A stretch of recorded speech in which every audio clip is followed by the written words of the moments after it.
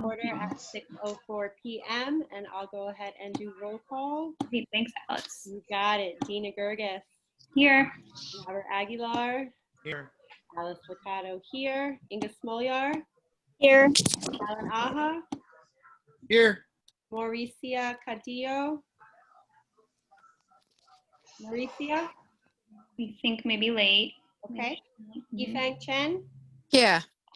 Adele Doyle, Vito Labella, Present. Simeon Stoltzberg. Simeon? Late, maybe? No, he's here. He's here. We don't recognize him. No, I don't hear him. Wait till you see him. Sorry, it froze up. Everything was frozen for a Oh, second. there he is. Oh, no. Okay, everyone here and Mauricia running late. Great, thanks, Alice. Got it. Okay, we can move on to the approval of minutes. And so maybe we need a little clarification on exactly which minutes we're looking at, which Are we minutes. gonna do the minutes at the end? Sorry, I see Yeah. it here in the business meeting agenda as well. Are we doing it in the calendar meeting or the business meeting? We have to approve it at the calendar meeting. Okay. Yeah. Is it better for us to do a little discussion in the business meeting though, and then that way we can quickly vote in the calendar meeting? Yes, I Yeah. suggest just having everyone make sure that they like to mention it and to say, please review them so that you are ready to vote at the start of the calendar. I That think way, Shireen is in. yeah, We- that way we have- we're on the same page. Sorry, Vito, go ahead. No, we have to let the public look at them too, right? So we have to put them up and let the public look at them. Well, they're in the, oh, I guess that's just a share folder for us. Okay, never mind. Yeah, they're also online too, though. But it's Okay. still, I mean, just the right way to do it is to let the public look at them. Well, our approval of the minutes have nothing to do with the public. The minutes must Yes. be available within 14 days of the meeting as a draft or whatnot on the website or whatever venue we're using to give messages. But our approval has nothing to do with the public. And they are already available to the public on the website. Okay. We can maybe say that in conjunction with council members, please take time to review the minutes so that we're ready to vote at the beginning of the calendar meeting. And public, should you wish to review the minutes, they are available at whatever. There they are. Okay, well, I'm looking at the draft July 8th minutes, and there was a ton of stuff going on, and Mhm. and I don't know if it No, all I agree. got We should done. make it way more clear and make a comment every single meeting, perhaps even the same exact comment, just so we're all on the same page. And the public knows how to access our meeting. So at the beginning of this meeting, for example, we would say meetings from the X meeting, X meeting, X meeting are available on the website and also for council member review. And will be voted on at the calendar meeting. Exactly. Okay, Bingo. all right. Okay, I'm gonna do that now. Okay, so meetings from our July 8th calendar meeting, our August calendar meeting are available on the website. Yes, Natalia? Yes. Yes. And are also available in the shared Google folder for council members to review. And Yes. you will be approving these minutes at the calendar meeting commencing at 7 p.m. Okay. So then I just have a specific complaint about the July 8th minutes as they pertain to, my statement. And I specifically requested in my statement that it be included in the minutes. I believe I had a right to do so. I also specifically requested that the 2 articles I submitted be included, and that didn't happen. And I don't know why it's not here. I asked for Natalia to do it. There was no objections at the time, so there's no reason for it not to be there. And I don't know Right, why. like, so what happened is because we were operating under the assumption that the minutes were approved, I reached out to Steve, right, and asked him, can we change them since they had already been approved? So now, since we realized that they were not approved, we can easily add them in. Yeah, and I think there was a lot going on end of June, July, council transition, so it might have gotten lost in all those emails, but we can add it now. Luckily, they weren't approved, so. Oh, just to be clear, if they had been approved, he wouldn't be able to add them? Right, we'll I'm have just to do curious another for- discussion and then they'd be added into the minutes for this month. Right. Oh, thank you.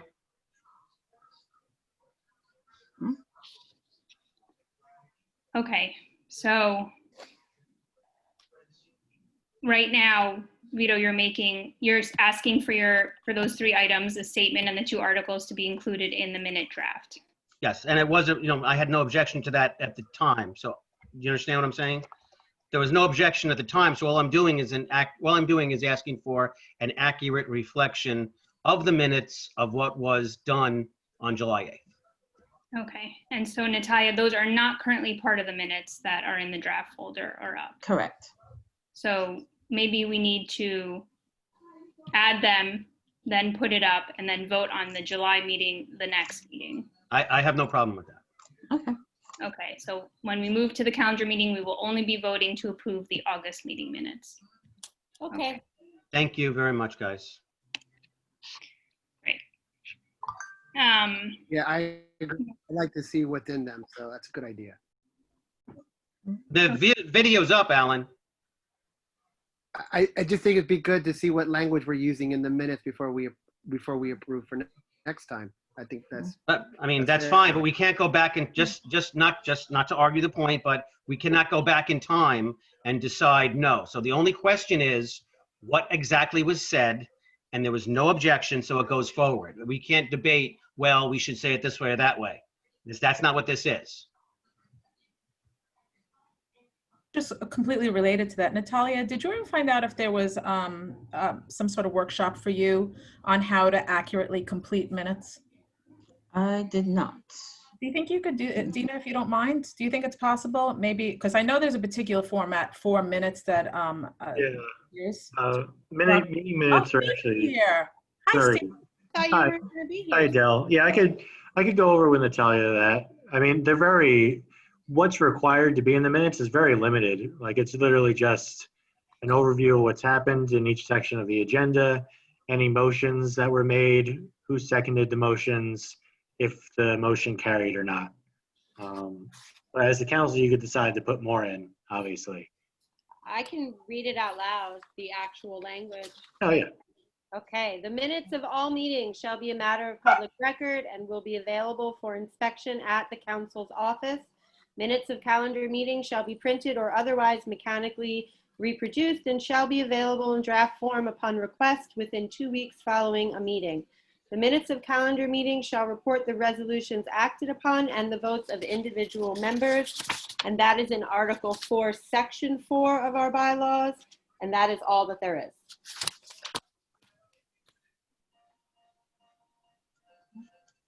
Okay, well, I think, yeah, we can, Natalia and Steve and maybe Alice as recording secretary, we can connect and just figure out regular, consistent formatting going forward. Great. That's fine with me. Okay. Are we good with minutes? Mm-hmm. Okay, excellent. Next is just a quick report and basically just some housekeeping notes for tonight's meeting. We've changed the order of the calendar meeting, which I sent you all a note about, and I'll go over that order when we start the calendar meeting. I just wanted to clarify, we are going to start with presentation from Shireen, and then we will go to the questions and we'll go to the resolution for Internet for All. We'll discuss it, but I think we want to keep the same format as before where we'll vote on it after the public speaking session. Everyone good with that? Mm-hmm. Yeah, okay. And then we'll go to Dr. O'Brien and go over some of the questions that we've collected for our discussion tonight on reopening. And Natalia, I think we wanted the officer election to go after the public speaking and Dr. O'Brien. Okay. Great.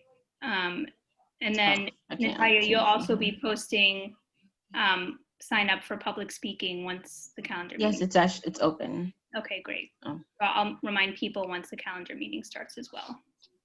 Right. Great. Okay, and then we just wanted to quickly go over our upcoming meeting dates before we hear from the Division of School Planning. So Natalia, did you want to, I think you sent them to us. Did you just want to pull up those dates for everyone? Yes. Okay, I have to stop this share.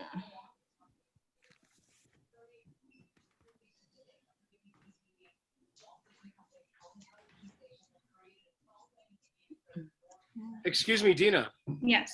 When it says report from community superintendent and the answering the questions, can we combine those two into Yeah. just report from the superintendent? Yeah, I think that's fine. I mean, we sent you the questions in advance, yes? Yes, yes. Okay. Thank you again. Run through them. And we were just gonna, if any other questions, we kept the form open for families until noon today, but any sort of different questions or additional questions that come up in the chat box, we can just read out. Does that work? Yes. Okay. Okay, here are the upcoming dates. So we're scheduled for October 14th.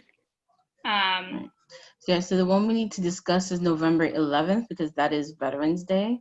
So we either have the meeting before or after. I looked at the school calendar and I don't think there are any other dates that clash. And our bylaws, we have to have them on a Wednesday, right? I think we visited. No, for when it's a holiday, we can reschedule for like the next business day if you want. Do we know anything about parent-teacher conference? I know it seems like my a question. but That's my question too. We don't want to do it on a high school, middle school, or elementary, even a high school. Right, the last time I looked at the calendar, the parent-teacher conferences were not on it yet. So I don't know what the dates. It's more likely to be on a Thursday than a Tuesday. So if we were going to schedule it, I want to schedule it on a Tuesday. So I think our options are Tuesday, November 10th, or the following week, Tuesday, the 17th, or Wednesday, the 18th. Anyone have any preference for one of those dates? Oh, yeah, I have a preference for the 17th. I'm traveling on the 18th, but that's, you know.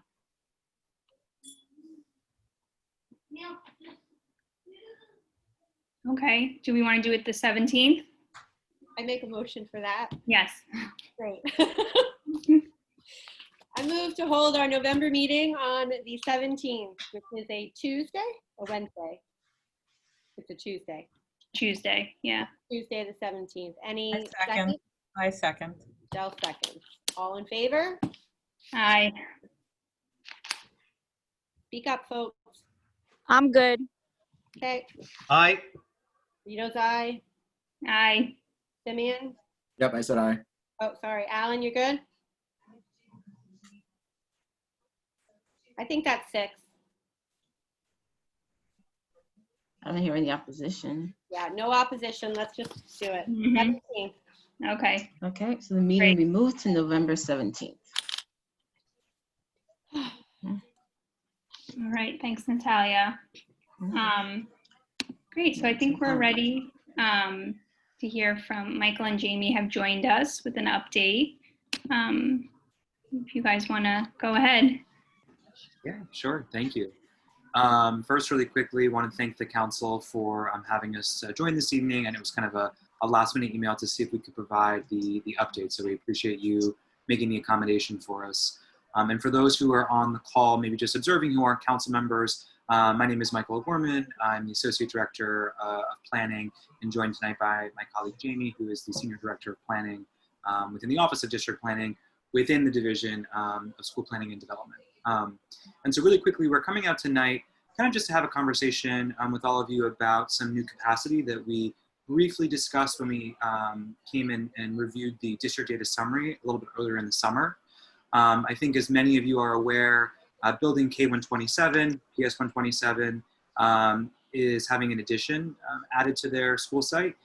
bringing about 364 seats. And at this time, it is still projected to open in September 2021. So K127, PS127 is currently overutilized, and they are operating just below their footprint, which means they need to get a couple of classrooms back to be like at that citywide metric for the number of learning spaces. And what we're looking at is that once the addition is complete, when PS127 returns to their footprint, which means they get all the space they're supposed to have, given that they're currently overcrowded, overutilized, there will actually be some excess space or excess rooms left over. And so typically when that happens, we would be in the position to have a conversation about a rezoning and kind of what that would look like and how we could use some of that projected excess space at the addition to support nearby schools that are also experiencing overutilization, overcrowding, by maybe redrawing some of the zone lines. And so with that said, I think we are mindful of working with your council as well as other councils. There's a lot happening, a lot of unprecedented challenges, questions, so on and so forth regarding this coming school year. And so we wanted to think about looking at some of the trends and how things shake out this coming year before we would really kind of engage in that rezoning process, which I think many of you are familiar with from last year, or always sort of operating 1 year ahead of schedule for implementation. That's kind of a windup of saying we are thinking and considering looking at letting that space open up next fall, so fall 2021, seeing kind of what the excess space looks like and utilization at that building as well as the neighboring schools before we would move forward with rezoning or sort of changing any of the zone lines, which would mean then we'd be looking at a potential rezoning with an implementation in the 2022-2023 school year. So kind of far out, but again, the caveat is that we want to sort of see how things shake out on what the trends look like at PS127 as well as the neighboring schools. Just want to kind of open up the conversation there. Jamie, also please feel free to add in as well. Yeah, I just want to add two quick things. So the first being the rezoning we went through with you all at 746 was obviously a much larger rezoning because we had a huge new capacity. So just framing that because this is an addition to an existing school, the amount of space that we would be talking about to alleviate surrounding schools is much smaller. So that's like the first piece. The second piece, we don't have to do a rezoning the year that a new capacity opens. So this like 1 year delay is not like out of practice for us. We typically try and align the rezoning to the year a building opens if it is a really huge capacity, because it doesn't then allow for a delay of other surrounding schools to continue to be overcrowded when we have hundreds of new seats coming online. But for additions, we actually see sometimes the opportunity to wait a year. That means the space would be available for overflow if there's a need to cap students, assuming things look normally in the fall of next year, and then planning for the rezoning the year following. So just to frame that this is not purely, I guess, like a COVID driven decision, but I do think we want to be really sensitive to the fact that if we were to ask you all to vote on a rezoning in really just like a month or two time from right now for next fall, we would be working off a lot of assumptions and just things that we don't totally feel like we could predict with the accuracy that we typically do. So I'll stop there and kind of see, you know, this. Do you know how many classrooms? We don't. So we'll have to see, I think, the primary use of the space obviously will be 127. So when we see exactly how many students they're taking in, we're looking, I think, at about 10 on top of that, but I don't want to quote a specific kind of amount. I think the key here is that it would be enough to potentially alleviate like one school with one section, or maybe two schools with one section each, but not like a huge scale like we saw with the other building. Amy, I know we don't want to go off COVID trends, but are you seeing a trend in enrollment that suggests a significant swing, or is it too early at all? I mean, are we not seeing anything significant? Like, yeah, it's a little too early to tell, honestly, just because of what we're seeing in terms of like remote options versus in-person instruction. We're having I think less clarity right now of what that translates to when school starts. I think we'll have a better picture in like the early winter to say this is exactly what we saw this year, that again, like could carry future years. Like we don't know how many families that had like been living in the zone but didn't have any students kindergarten age or higher that then have like left permanently as well. So it's going to take, I think, some time for us to really dig into exactly what the scope is. But as of right now, there isn't even really like as much of a preliminary assessment. Thanks. The last time we talked about, adding a D75 program, the number I remember was 8 classrooms are needed, sort of minimum. Yeah, that's a good point. So a couple of things here, and we can certainly continue kind of that conversation as well. It's something we thought of with the space. The number of total rooms we need, if they're given all of the administrative space and the classroom space is closer to 12. So I think for us, the space is a lot closer, like you mentioned, to what they would need because they would serve 8 full sections. The grade misalignment, though, I think is something we'd want to explore a little bit further if we do take on a conversation later about rezoning, and then there's conversation, what if we use this for D75? Because it is going to be an elementary school capacity, and the need for D75 in your district is at the middle school level. So by District 75's preference actually is to really ensure that they're in a building that allows for inclusion, and there's great alignment. But we can certainly explore that kind of in tandem with a potential rezoning, especially if we see that some of the surrounding schools in a year's time like just are not as overcrowded as they are now. Mhm. Great. Do we have any other questions for Michael and Jamie? Was this the same school that was voted on to move kids during the renovation, or was that a different school I'm remembering? It was a different school. That was 170, right? Yeah. Mhm. And Michael, if you just want to provide, I think we had been in touch with your council a little bit about that and Principal Wu from 170.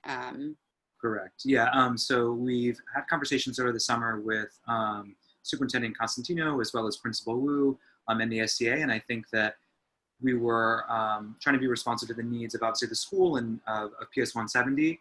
Principal Wu had advocated, and we were all kind of in alignment that given again some of these unprecedented challenges and questions that are outstanding, that the construction could be delayed at 170, and so that we would then be delaying sort of moving the first grade students from 170 to 746 for that 2-year period of time.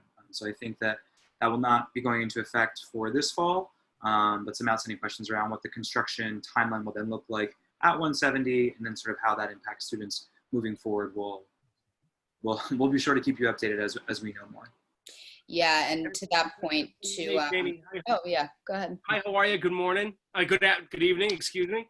I just wanted to share. We learned quite a bit during this last few weeks working with Agatha and her team over at 127. They're at 175% capacity right now, and any addition that's going on to that building really should go to the space for those students that are jam-packed in the hallways and in the library and in all the other spaces that we had there prior to COVID.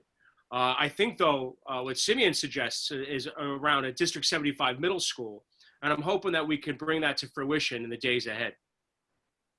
Great. Yeah, thank you. And I do, totally agree with that. Like the primary use of that space will be for 127. We Yeah. wouldn't even consider any space on top of that until they're fully brought back to scale and all of those crowding challenges are dealt with. Jamie or Dr. O'Brien, would we be able to add a G&T program? So programs right now for each of these new sites, they're still in development. And if that's something that is the community is interested in, I'd be more than willing to hear those scenarios. Great. Thank you so much. No problem. Great. I think for us tonight, that really was the extent of like the update. I think we just wanted to be in conversation with you all about the timeline. If there are shifts to when the addition will open, which is in the realm of possibility, it's not something we know now, but if there are any changes on the SEA's timeline for 2021 openings, we will certainly keep you all up to date with that. But I think this is maybe just a good starting point tonight to lead into future conversations. Just because we don't want to either rezone or do something until 2022 doesn't mean that we can't be having ongoing conversations. So I think to whatever extent you want to have these conversations at future meetings in the fall or this winter, we're happy to join those. But we did just want to provide a little bit of an update around timeline, just given like maybe a timeline we would have typically approached or at least discussed approaching versus what we're seeing now that might make sense. Amy, just one other thing. I know, looking at silver lining or something, if we're seeing an exodus of businesses, maybe we might be seeing obviously more availability on property. I just want to stress again, we really need a high school in our district. So if that could be a priority, if we could find something that can alleviate that issue for us. Sure. If somebody leaves, and leaves the property. Yeah, and we'll pass that along to the SCA. They have obviously competing needs now, but they typically have a team of people that look for site acquisitions. That is not to say if you all see a property in your neighborhood that you notice like has vacated and is an option for potentially a school, like we ask the SCA to go out and do feasibility studies all the time. And a lot of the properties they find are actually community generated. So please bring them to us if you see something specific. Quick question. Yep. I guess a statement more like, I would like to, with respect to my colleagues, and we really need to prioritize D75 before any discussion of GNT. And that needs to go first and foremost in our community. So I just wanted to state that. Well, it's two separate issues, Alan. It's two separate issues. I think he's saying it's a space But issue. it's Oh, space issue In and it's terms of- dual, Yeah. and Go dual. a GNT in that school has nothing with D75. I totally support you putting D75 middle school, independent, whatever you need for D75, Alan. I've supported you from the beginning and I continue to do so. And it'd be nice maybe if we could include everybody's needs and do So we that. have to prioritize because we are so overcrowded. I think that's all Alan is trying to say. And Correct. both are valid, but D75 has been lacking for so many decades that I think it's time we put them on the priority list. Yeah, I want to just add, I agree with that. I think, yes, definitely D75 should be prioritized. But as I think someone mentioned on the call that for our district, it's really at the middle school level where that need is. So I just think we all should just be aware that we should still also, try to focus on GNT because we know in our community, that's also a big need at elementary school level, right? And at middle school level and actually at high school level as well. So I don't think they're two competing interests at all, to be honest. Yeah, I second that. That's why last time I actually submitted a resolution in hope to expand the GNT access for District 20. So we look forward to. Can I ask a question, I guess, just for Michael and for Jamie? GNT doesn't require an extra classroom in most cases, like an extra classroom in each grade if the school is committed to being GNT. Am I misunderstanding that? No, you're understanding it. Okay. It does and it doesn't. So it actually depends on the number of students that live in if it were a zone school, which 127 is, right? It would depend on the number of zone students that are also applying and qualifying for the program. Mm-hmm. When it becomes the majority of students that live out of the zone that are then applying, it does require an extra section. So in some cases, we see like another full classroom on every grade that needs to be added in order to support that program. That's, like very granular when we get down to like who actually would be in those seats, but there could be a significant space impact for sure. There are thousands of people within District 20, kids in District 20 who qualify for GNT but don't have a seat. And I'm sure that within that zone for that school, there are thousands or at least hundreds of kids that would be more than willing to take that seat, and they would apply for the general education seat in addition to the G&T seat. So the G&T seat is really just, what that's doing is that is accommodating parents who want that kind of program. I know we had, I've been on CEC for a couple of terms, so I've heard from parents in the district, but I really think it's time that we have another town hall to hear from 2 separate town halls, one for D75 parents and one for parents interested in gifted and talented. So we could do a barometer and really understand our district and our parent voices. So I would make a move for that. Definitely special needs parents need to be heard. And I really think we need to understand our neighborhood as far as gifted and talented goes.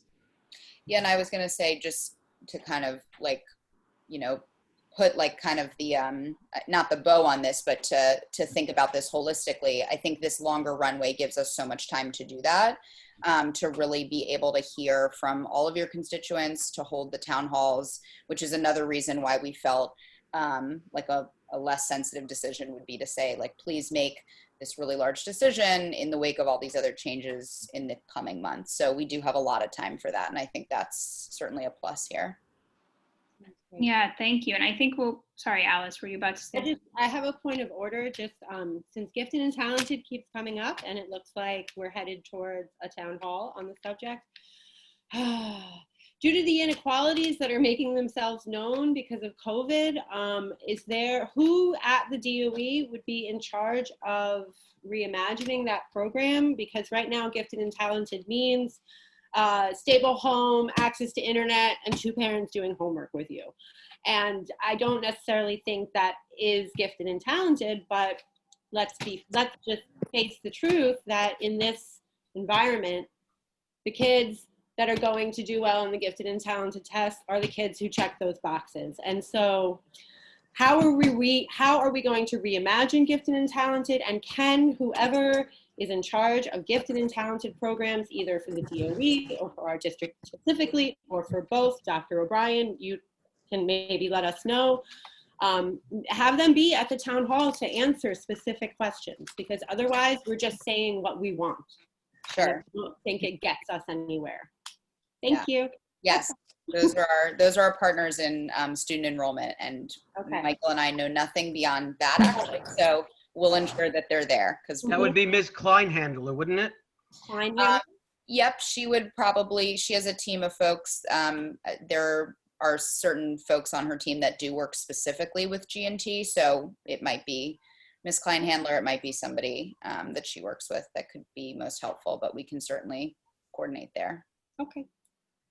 Great. And I think we'll definitely obviously take you up on the offer to invite you back and continue the conversation about both 127 and all the planning around that. Yes. Great. Thanks so much, Jamie and Michael. Thank you. Thank you, guys. Bye. See you all soon. Thanks. So before we move on to our calendar meeting, there was some discussion of moving to executive session to discuss our candidate vote. Can I get a motion? Was that specific enough? Yes. I'll move to executive session. And second by me. Great. All in favor? Aye. Aye. Stop recording. Yeah, Natalia will move us to a breakout room as well, because we have. So what happened last time, Dina, is that while we were in executive session, it kept on recording.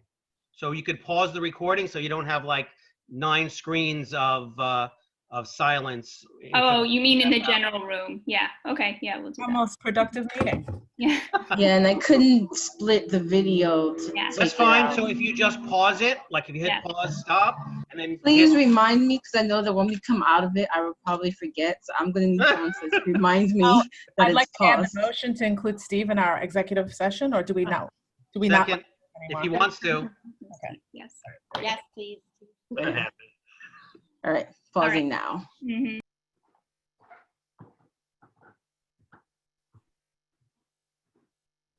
Okay, we are recording again. Great. Thanks, Natalia. Great. So let's start our September calendar meeting. Can I get a call to order, please? Is Allison? She's in, yeah.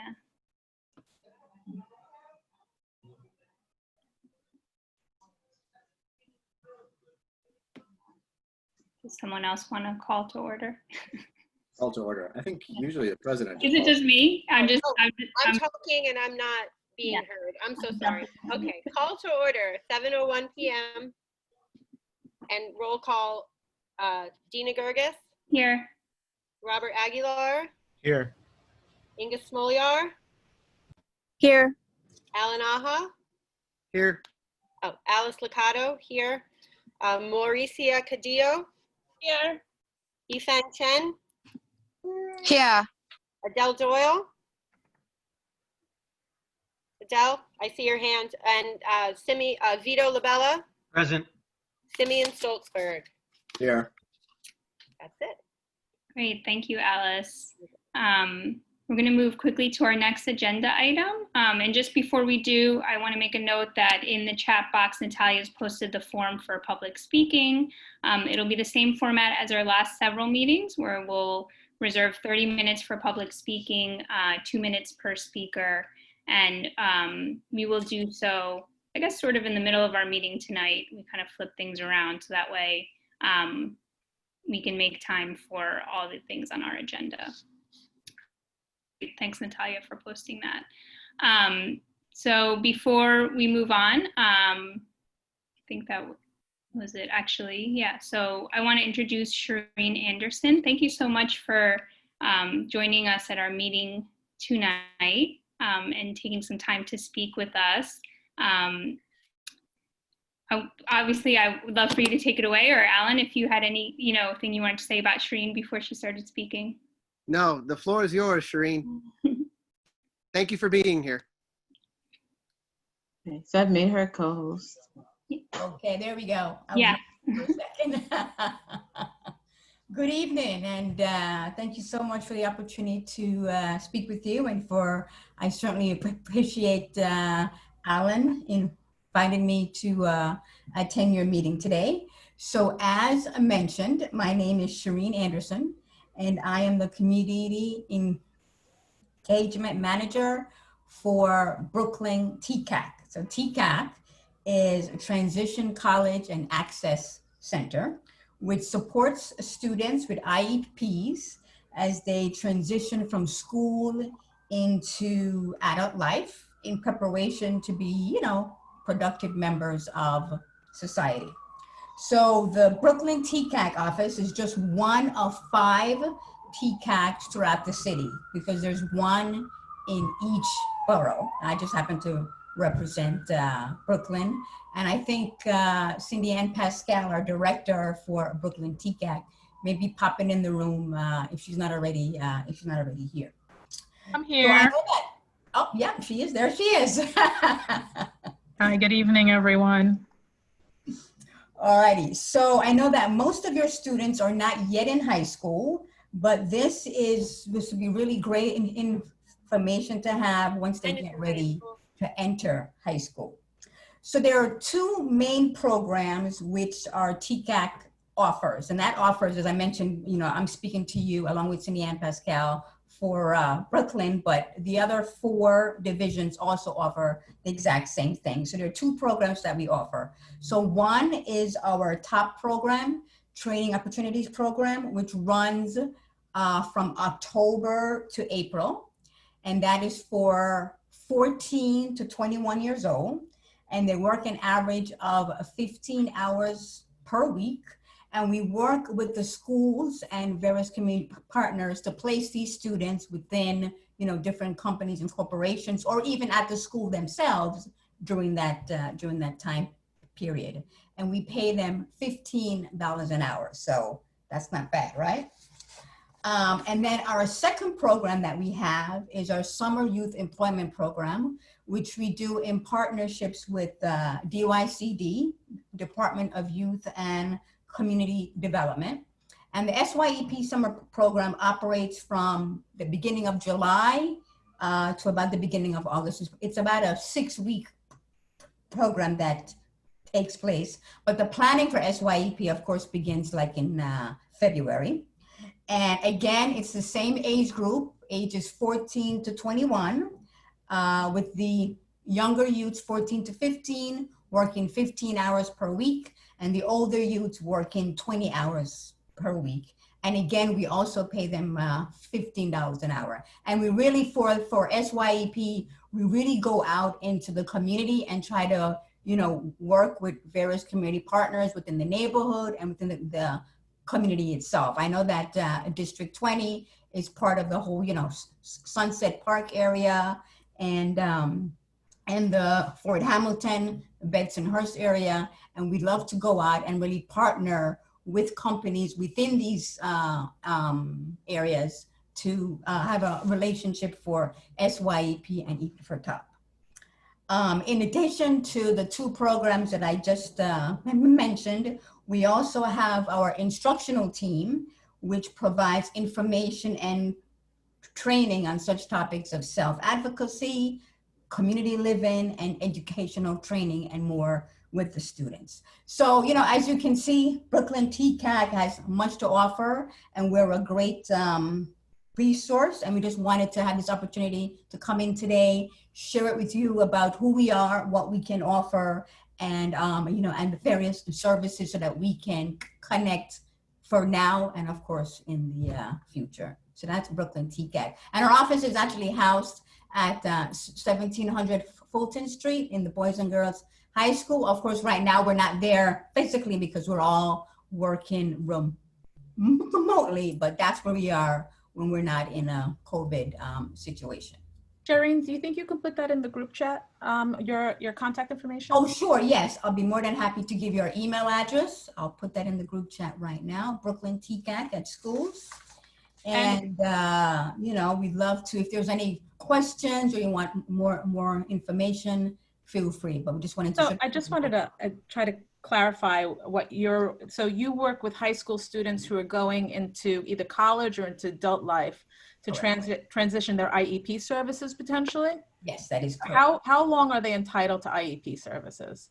Like up until what age through the state, through the city? Okay. Cindy Ann, do you know about how far up they go? I know we work with the students from 14 to 21. 21, that's what I thought. Oh, yeah. So we work with students from 14 to 21. Obviously, COVID-19 have brought many challenges for us. And, we are continuing to work with students who would have graduated in June, right? Those 21 plus population. We're still continuing to work with them. Our goal is to make sure that everyone graduates with a diploma by next June or, however long it takes them, but we're just continuing to provide support. And I just want to add really quickly about, we work with different stakeholders, right? So we work with the students, families to provide workshops for the families, educators, DOE staff, business entities. Shireen is the community engagement manager, so she works a lot with a community-based organization. We work with post-secondary institution. We're part of, we work very closely with CUNY Leads and the different post-secondary institution. And that's a two-way relationship, right? We provide resources to them and vice versa. And our hope is that we can track our students who successfully transition into college or whatever they choose, right? But I just want to say that there's a lot of uncertainty right now between what our work-based learning program is going to look like this fall. We're still waiting to hear back what budget cuts our programs have been implemented. And once we get that information, we could then kind of like move forward and say, these are the number of students that we could accommodate for this school year. And this is the structure that we have in place so that the students engage in that work-based learning opportunity. This year, because of COVID-19, I kind of want to say that students will receive a stipend instead of receiving that $15 per hour because of the budget cuts, right? Last school year, we serviced 6,000 students throughout New York City. Brooklyn is obviously the largest borough, so we service 1,600 students in our top program, our training opportunities program. And we know that with the budget cuts, that's going to be cut significantly. So I would advise if you guys have any questions related to that, please send us an email. I believe Shireen put our contact information into the inbox. We also have, on our instructional end, we have something called a transition team leader meetings that our instructional team leads, and that's a monthly meeting where they provide resources and do various workshops related to transition. If you guys are interested in attending those as well, please send us an email and we'll be more than happy to add you to that list. So it's a really interesting topic. I teach 18-year-olds who, they come into my classroom who have never actually received an IEP and from all indications appear to have a cognitive processing issue or some other issue. And I can, as a teacher, address them and say, oh, I think you have this. So is there a streamlined way? And this is the same for 8th graders as well. There's a number of students in our district, I'm sure, who, especially in underserved populations, who aren't clearly diagnosed as needing IEP services. Is there some sort of bridge that would help either students at the 8th grade level going into 9th grade? Because, obviously, are they going to be put in remedial and not being addressing their needs, and assumptions are going to be made about them? How do we get services for those students who seem to have fallen through the cracks? So the instructional team works very closely with schools, right? They do outreach to schools, and they have a variety of workshops that they work with schools to build out and help meet the goals listed in the students' IEP plan, right? There are some schools who are better at doing that and other schools who just need a little bit of guidance. I would say to reach out to our office with your need, and then we'll follow up. We have a great team and a great staff, whether that's related to transition and instructional work or related to work-based learning. We'll get back to you and kind of let you know who's the right person to contact to, and they'll follow up accordingly. Thank you. You're welcome. Terrific. So yeah, I did put information in the chat in terms of our contact email. So it's all there. BKLYNTCAC@schools.nyc.gov. So we're happy to, answer any questions you might have. Contact us by the email, and we're more than happy to reach out and see how we can assist. And I think that's it. If there's no more questions, thank you so much for the opportunity. And we look forward to working with everyone during the new school year. Thanks, Shireen. Thanks, Cindy. And do council members have any other questions? Great. We have the contact information. Thank you so much for joining us. We really appreciate it. And good luck this school year. Okay, thank you so much. Thanks. Bye-bye. Thanks, Alan. Yeah.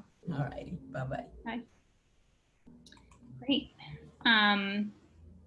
Thanks, Natalia. Okay, so now we'll move on to the resolution. Natalia, if you could pull it up for us. And Alan, do you want to? Yeah, sure. We pull it up so the public can see it. I'll start talking before it pulls up. This is in conjunction with a group of CECs and advocates for equity across each CEC, and several I'm learning are putting up their own versions of this resolution tonight and last night or this week. And so it has a very simple introduction of who we are, right? And explains that sort of coalition or that movement, I would argue. And it's straightforward that, we've been plunged into this unknown space, but we knew about the inequalities that existed that some have called the digital divide. There's a thing called digital redlining. There's all kinds of inequities that have been are systemic and throughout our city.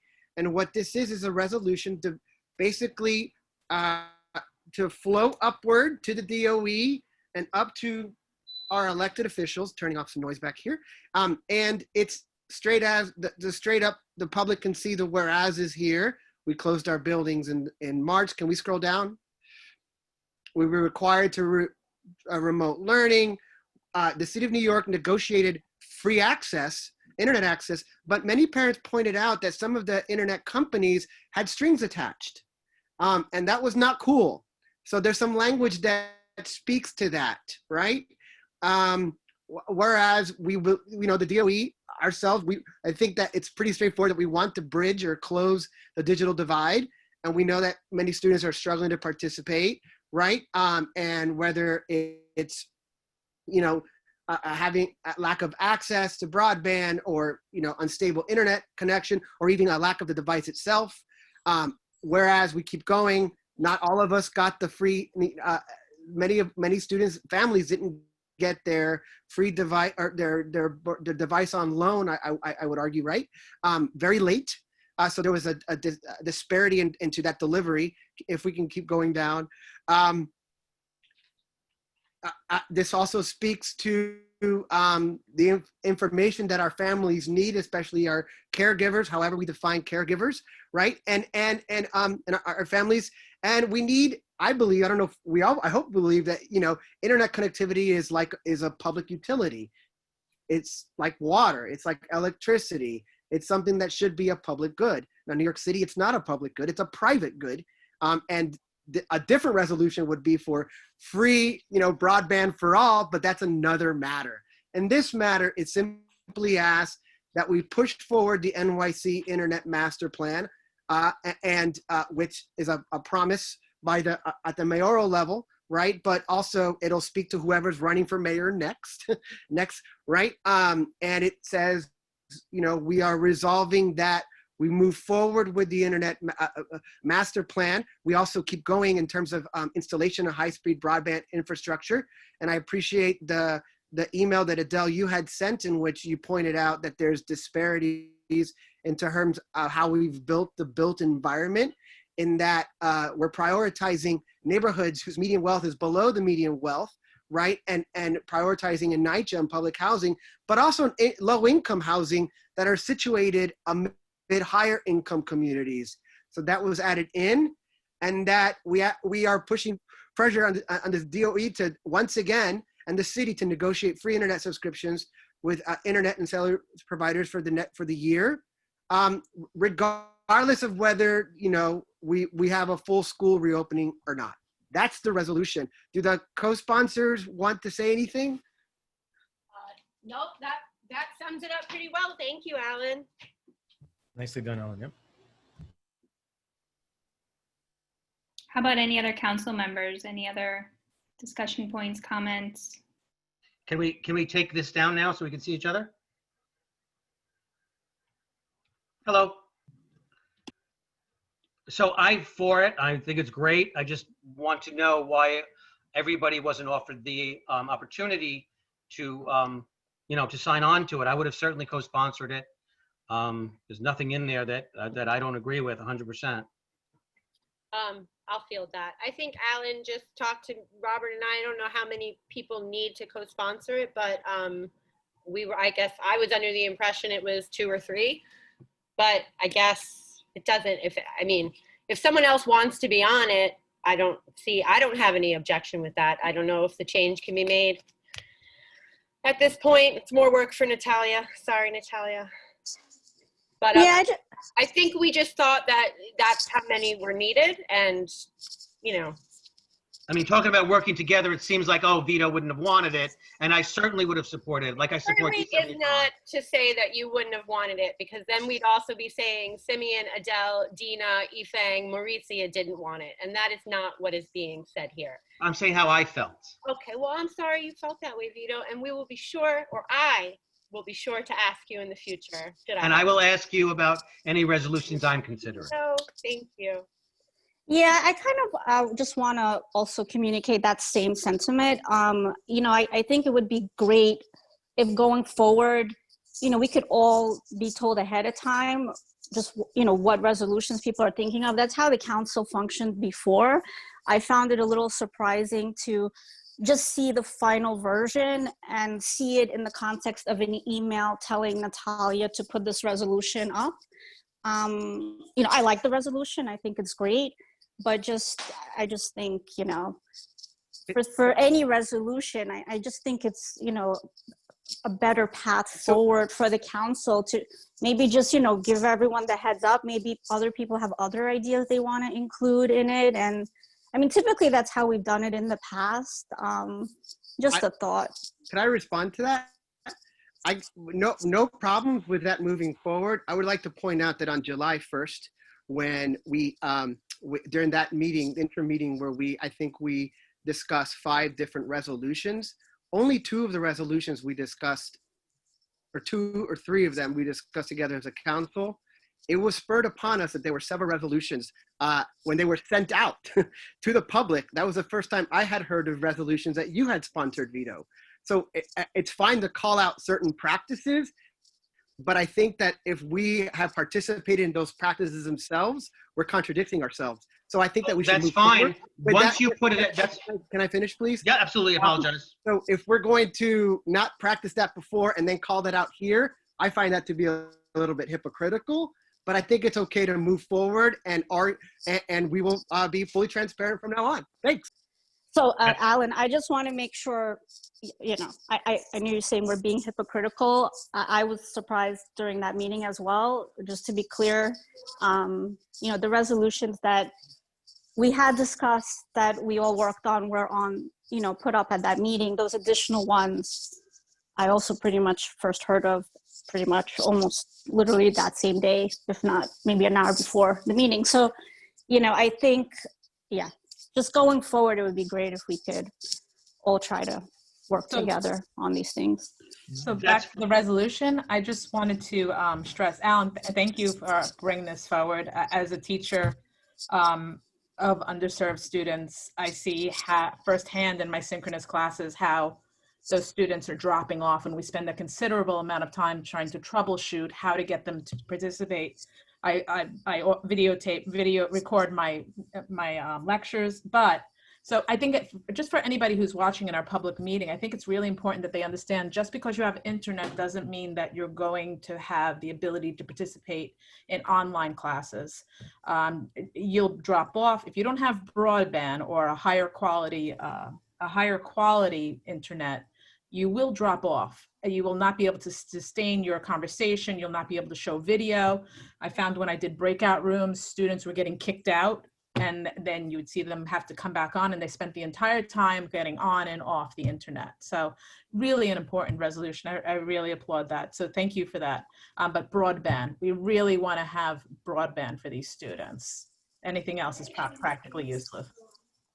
Go to just piggyback on this as an idea maybe for us going forward is we need broadband in each school, right? So the ideal scenario would be if we have 32 kids in school and we have 8 kids in front of the teacher, those other kids should be at home following along. And you can't do that simultaneously with 40 different classes because the bandwidth in every school is not there. And I was doing some research of this for my school at 187. To do that, we need something along the lines of an OTC3, which, I mean, that's above a T1 and a T2 line. That's an incredible line, but that's something that the DOE should be putting into every single school in this city, in every single community.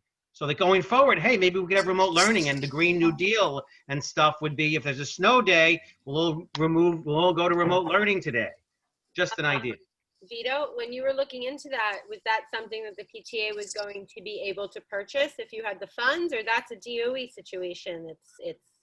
Are you asking me? Yes, I'm asking you what your homework came up with. So the requirement for an OTC3 line, I'm not quite sure if that's the correct term. Okay. So just full disclosure there. Whatever this Uber internet is, it's something like $25,000 to install and then $10,000 a month. And that's certainly something that I could fundraise as a PTO president. Would you be allowed to? Would I be allowed to? You know, PTOs are independent organizations. So, yeah, would it be allowed to? You know, the power of the PTO, and this is another issue, I'm sure that Alan will instruct us on this with equity. The power of the PTO is the power of parents to band together and do what they want and dare the DOE to stop them. Oh, dare them. Oh, okay. And that's our power too, if we ever got together on something and decided to use it. I mean, On this- unrelated, on this- the chancellor just asked all the PTAs to possibly pool their resources to provide tents, et cetera, for outdoor Yeah, well, learning. So, you know, the power should be for everyone, but okay. On this note, can we Hold on. put on our website a hot link to anyone who's having a problem with their internet or their online learning solutions or something, just so we have a button that they know they can go to, and just, you know, obviously connected to our email, but then we would know if there's something out there and we could advertise that? That's something, Natalia, you can look into. Yes, I have to look into mostly to find where would be the best place to send them, what department or. Are you, Adele, are you suggesting it just comes to our email address so that we can Yeah, track? I would like it to go through us so we can track it and advocate effectively. We don't want it to go out into the void. Yeah, Just like a that form. sounds great, but only if we say that we actually can't help you with your technical problems, that it's only for the purposes of tracking, because.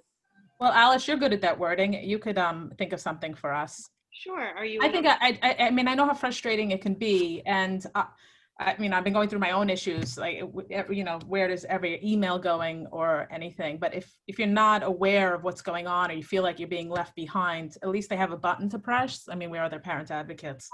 Even if you do have broadband, though, another issue with internet is, you know, the amount of children and parents online at the same time. If you have 6 people in the house all trying to access the internet, you know, someone's gonna lose out, no matter how MBPs you have or whatever the word is.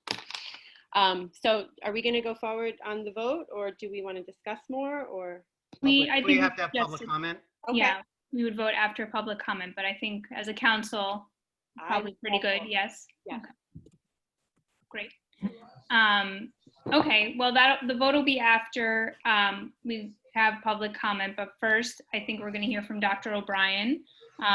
He's gonna share his usual report, but also our council members know, but for others who don't know, we sent him, we collected questions from the community. We posted a form in our agenda and on Facebook.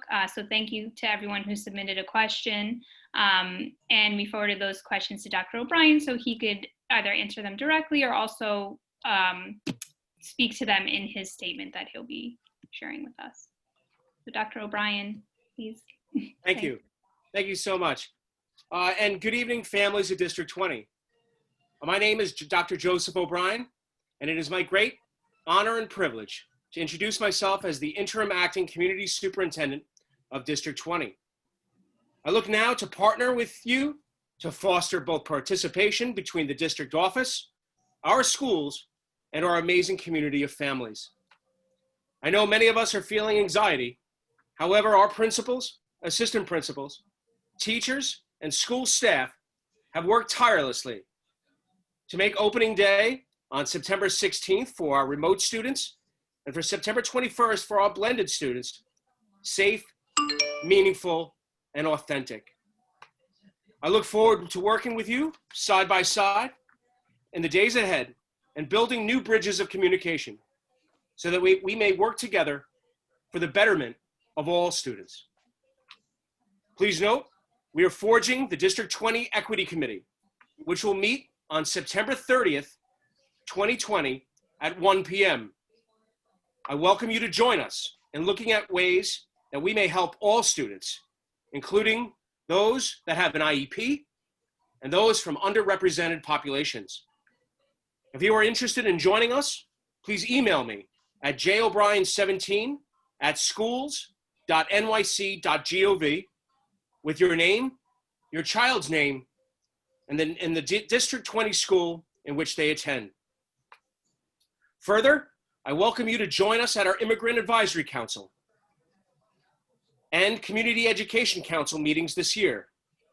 The bond between our families and the schoolhouse is an essential one, and I urge each and every one of you to join the talented teachers, principals, and assistant principals who call District 20 home. And again, I want to thank the CEC for having me tonight on my first official CEC meeting. And I'd like to talk a little bit next on some of the questions that I received. We've been incredibly busy at the district office and across all 41 schools now in District 20. So on Wednesday, September 16th through Friday, September 18th, both blended and remote students and teachers will engage remotely for a partial day instructional transition and orientation to help students reconnect to school. Taking this time will help all students ensure that they're ready to learn and succeed. I want to reaffirm the Chancellor's pledge to take absolutely every precaution to keep you and your children healthy and safe, and to ensure that they receive the high quality instruction they deserve, no matter how they're learning. We received a total of 23 questions, and I think all of them are great. And I'm going to share with you my comments for each of them. Based on the data and the information and the policy that we have in place today, based on the Chancellor, Richard Carranza, and his work from his team in the Office of the First Deputy Chancellor. The first question was around mandatory testing and the new requirement. The question asks, who will administer the tests? How often will they occur? If they are at random, what happens if some child, let's say a first grader, gets selected multiple times for this invasive procedure? Will tests be given during the school hours, and will results be shared with the school community? So I just want to share with you a little bit about that. Based on the information we have today, in addition to the daily health screenings, schools will be instituting random temperature checks upon entry using non-touch thermometers. The people that are going to be administering this will be using all the proper face masks, gloves, and the like for the health and safety of all. Face coverings and gloves will be designated to all, along with screening people at the building coming in at random. School-based staff members with a temperature of 100 degrees Fahrenheit or higher will be directed to leave the building. The school should strongly encourage the staff member to visit a doctor and get tested for COVID-19.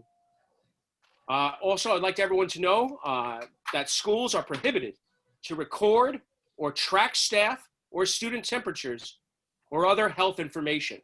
And that's very important to note. Additionally, for staff members, in alignment with New York State Department of Health guidance, a health screening, including temperature checks, must be completed by all students, staff, and any visitors to the building before entering any DOE school facility, preferably at home. This health screening must be completed each day. School-based staff, visitors, and families cannot enter the building if they've experienced any symptoms of COVID-19, including a fever of 100 degrees Fahrenheit or greater, a new cough, a new loss of taste or smell, or shortness of breath within the past 5 days. In the past 10 days, excuse me.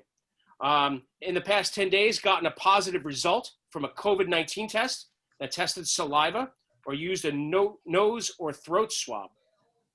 To the best of their knowledge, in the past 14 days have been in close contact within 6 feet or at least 10 minutes with anyone who tested positive for COVID-19. Finally, that if they've traveled internationally or from a state with widespread community transmission of COVID-19, as per the New York State Travel Advisory for the past 14 days. So what that being said is that also all staff members each day will complete a health screening in the following ways.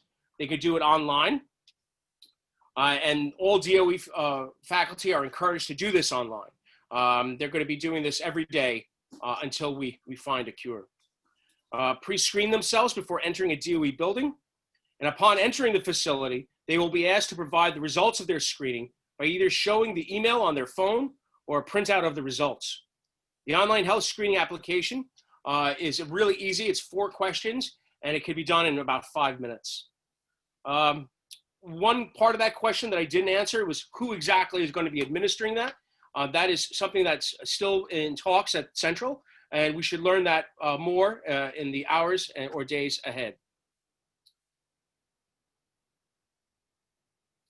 Dr. O'Brien, would you prefer us to wait till the end to ask questions, or? Please. Okay. So my second question that I received was, what are plans for diagnostic testing to see where students are and what they need this year? Is there any timeline for conducting diagnostic testing and sharing results with families?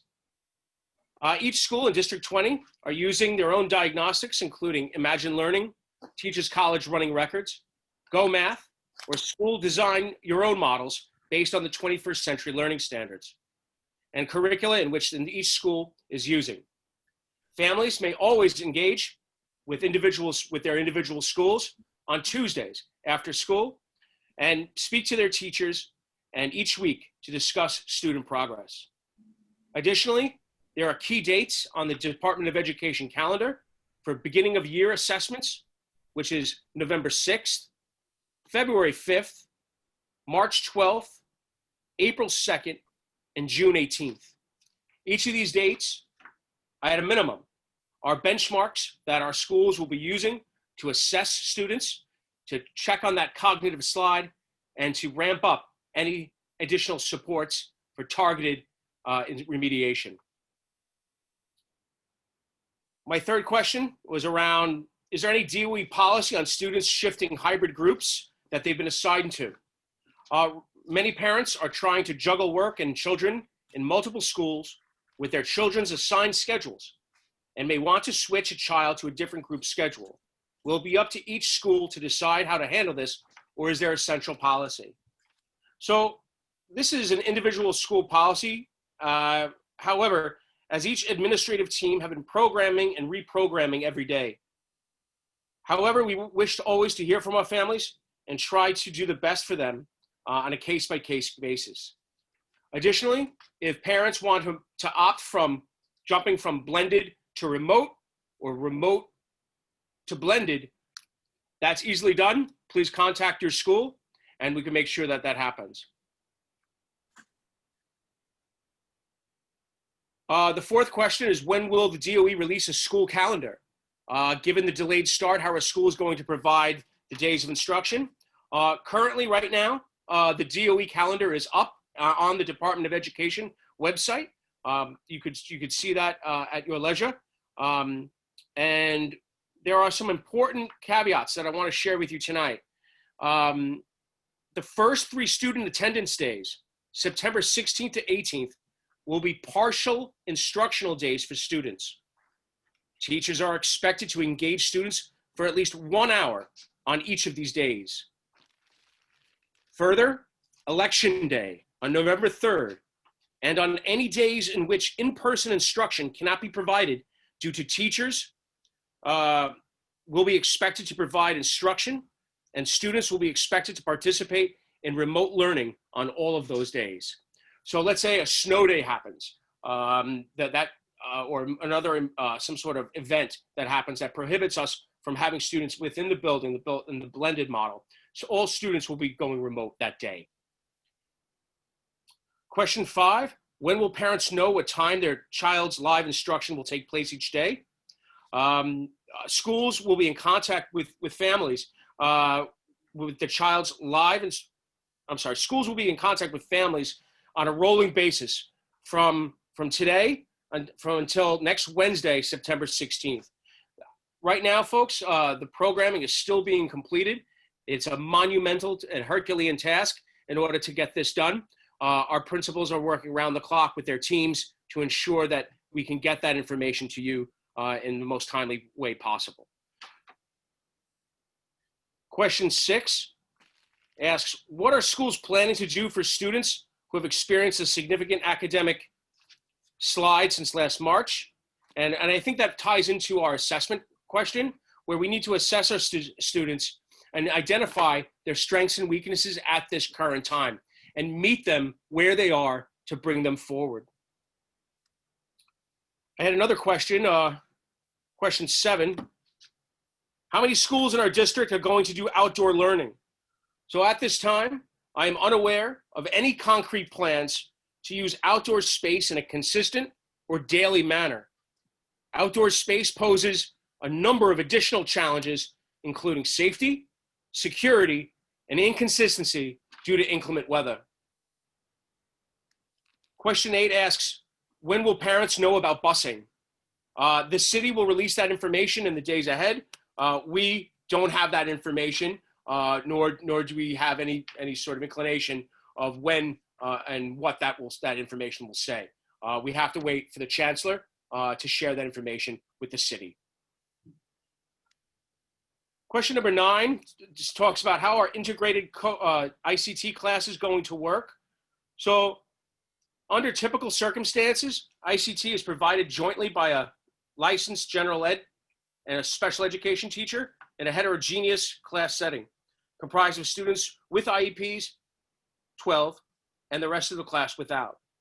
Now, in a blended learning environment, the ICT team must continue to consist of a licensed special education teacher and a general education teacher in a heterogeneous class setting. So the rules stay the same.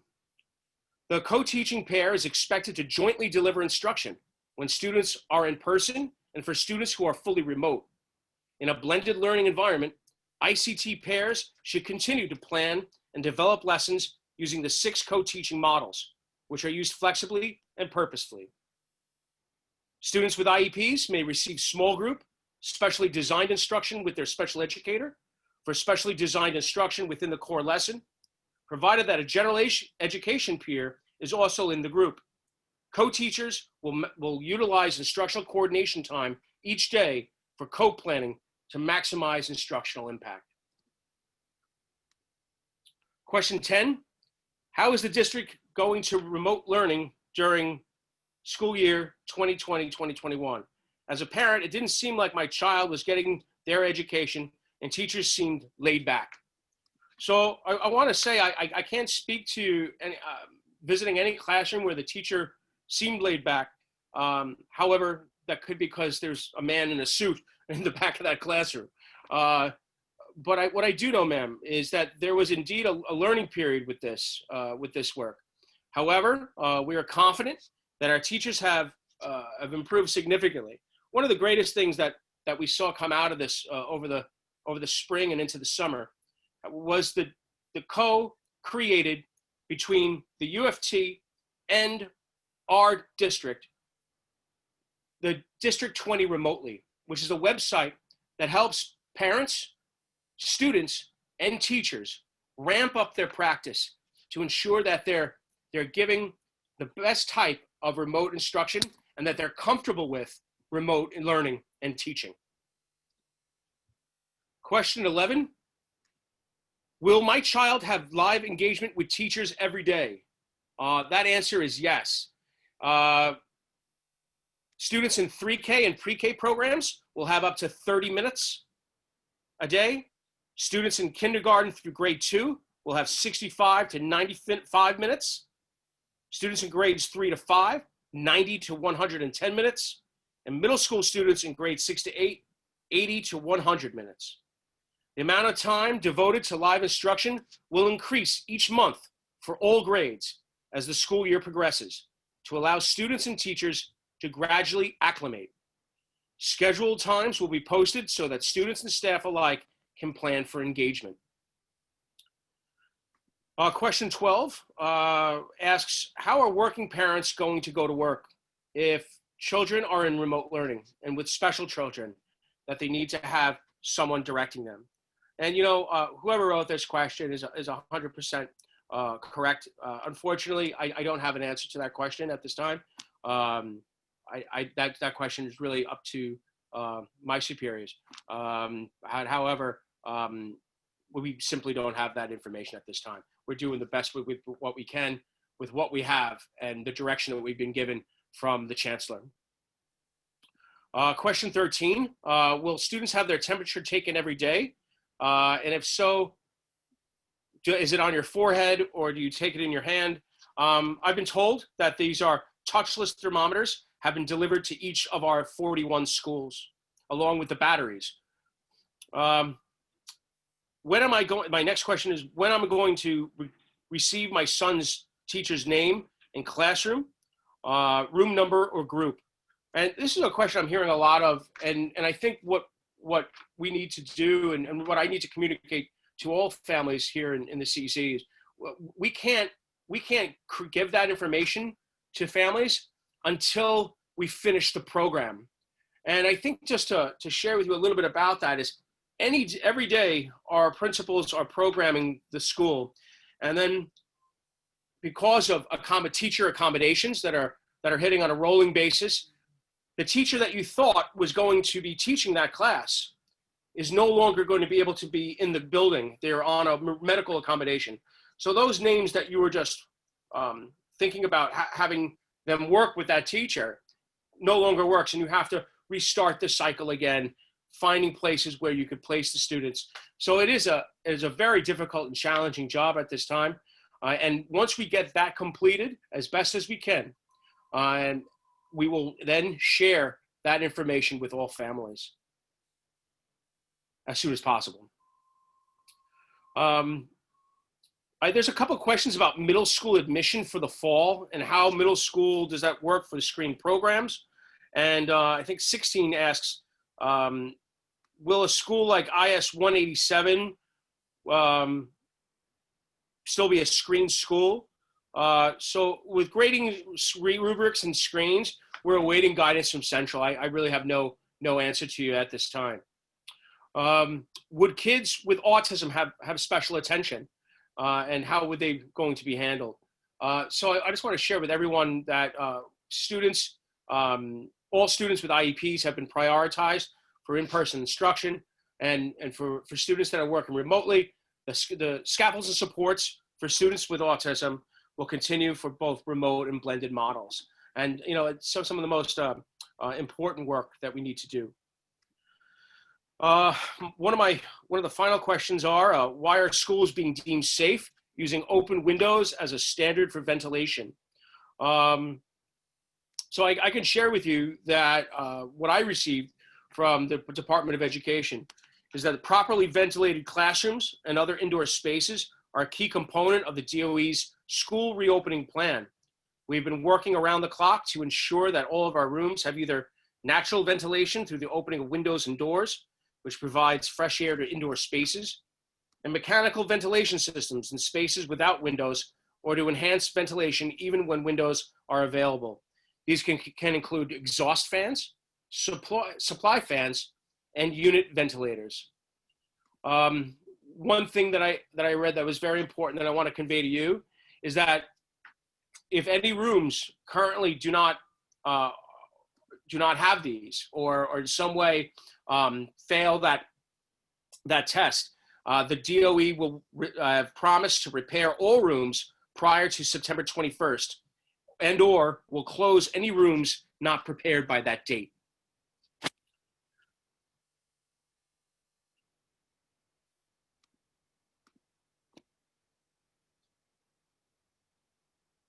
Let me continue on. I'm sorry, I lost my place. Here we go. What is the plan for fully remote students? Who is teaching them?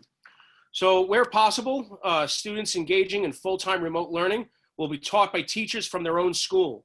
Teachers will regularly meet with the same group of students on specific days. There was a question around, will students still be placed in superintendent and virtual enterprise programs? That is a school-based decision, and that's something that families should contact their school if that's something that they're interested in learning more about. I think we won't know that until programming is finished and that you receive your information. So there's another question about, can we get a breakdown by school of the full remote versus blended percentages? So at this time, as I described, it's almost impossible. It changes hourly, if not even faster. So there's still too much movement between students moving between the models to give anyone an accurate sense of where we are at this time. And finally, will my fully remote child be taught by the teachers in his own school? And it says, independent learning. And I think we covered that one, and that's in the best to our ability, we will make that happen. So at this time, I'd love to hear your questions. I know, Simeon, you had one.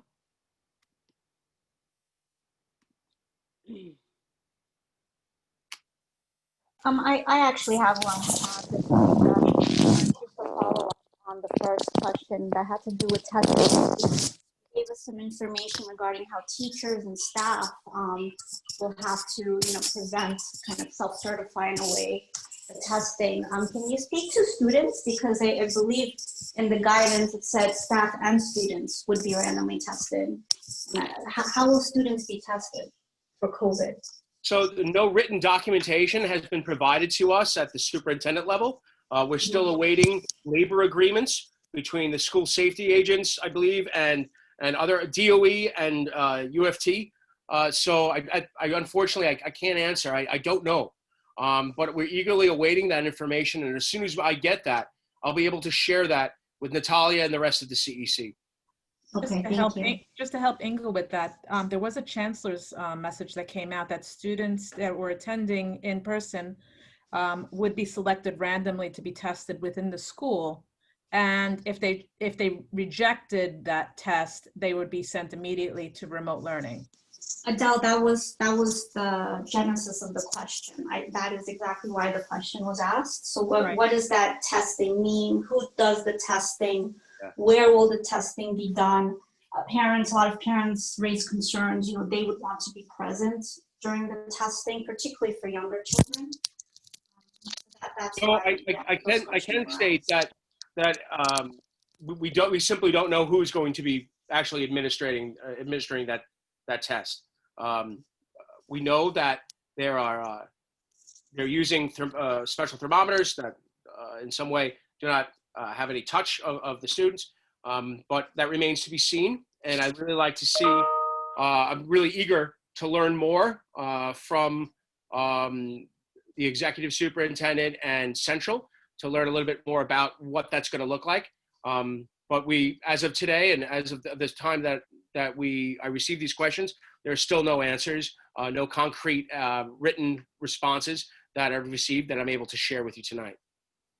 If you could, and that's the concern that parents are raising. If you hear something specific, parents have it under the impression that somebody's going to go in and shove a swab up their child's nose while they're in class, randomly selected, and they're taking, obviously they're reserving, they're obviously concerned about that. So if you hear about that, just know that that is in our parents' minds that they're really considering. They would need to know what that means.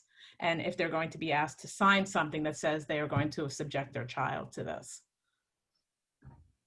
I agree, Adele. And, and this is about our kids.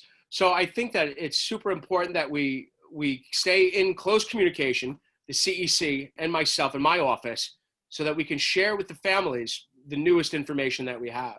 And I know that was very difficult to read through, but I still feel it's very important that families hear the most current information that we have. I don't think, I know, Adele, you said, you used an example of a swab being, stuck up a child's nose. They're in the chancellor's letter that you referenced, he talks about a thermometer that is, that in some way, I haven't seen it myself, I don't know anything about it, but he talks about a touchless thermometer where students won't be invasive. However, I don't know enough about that.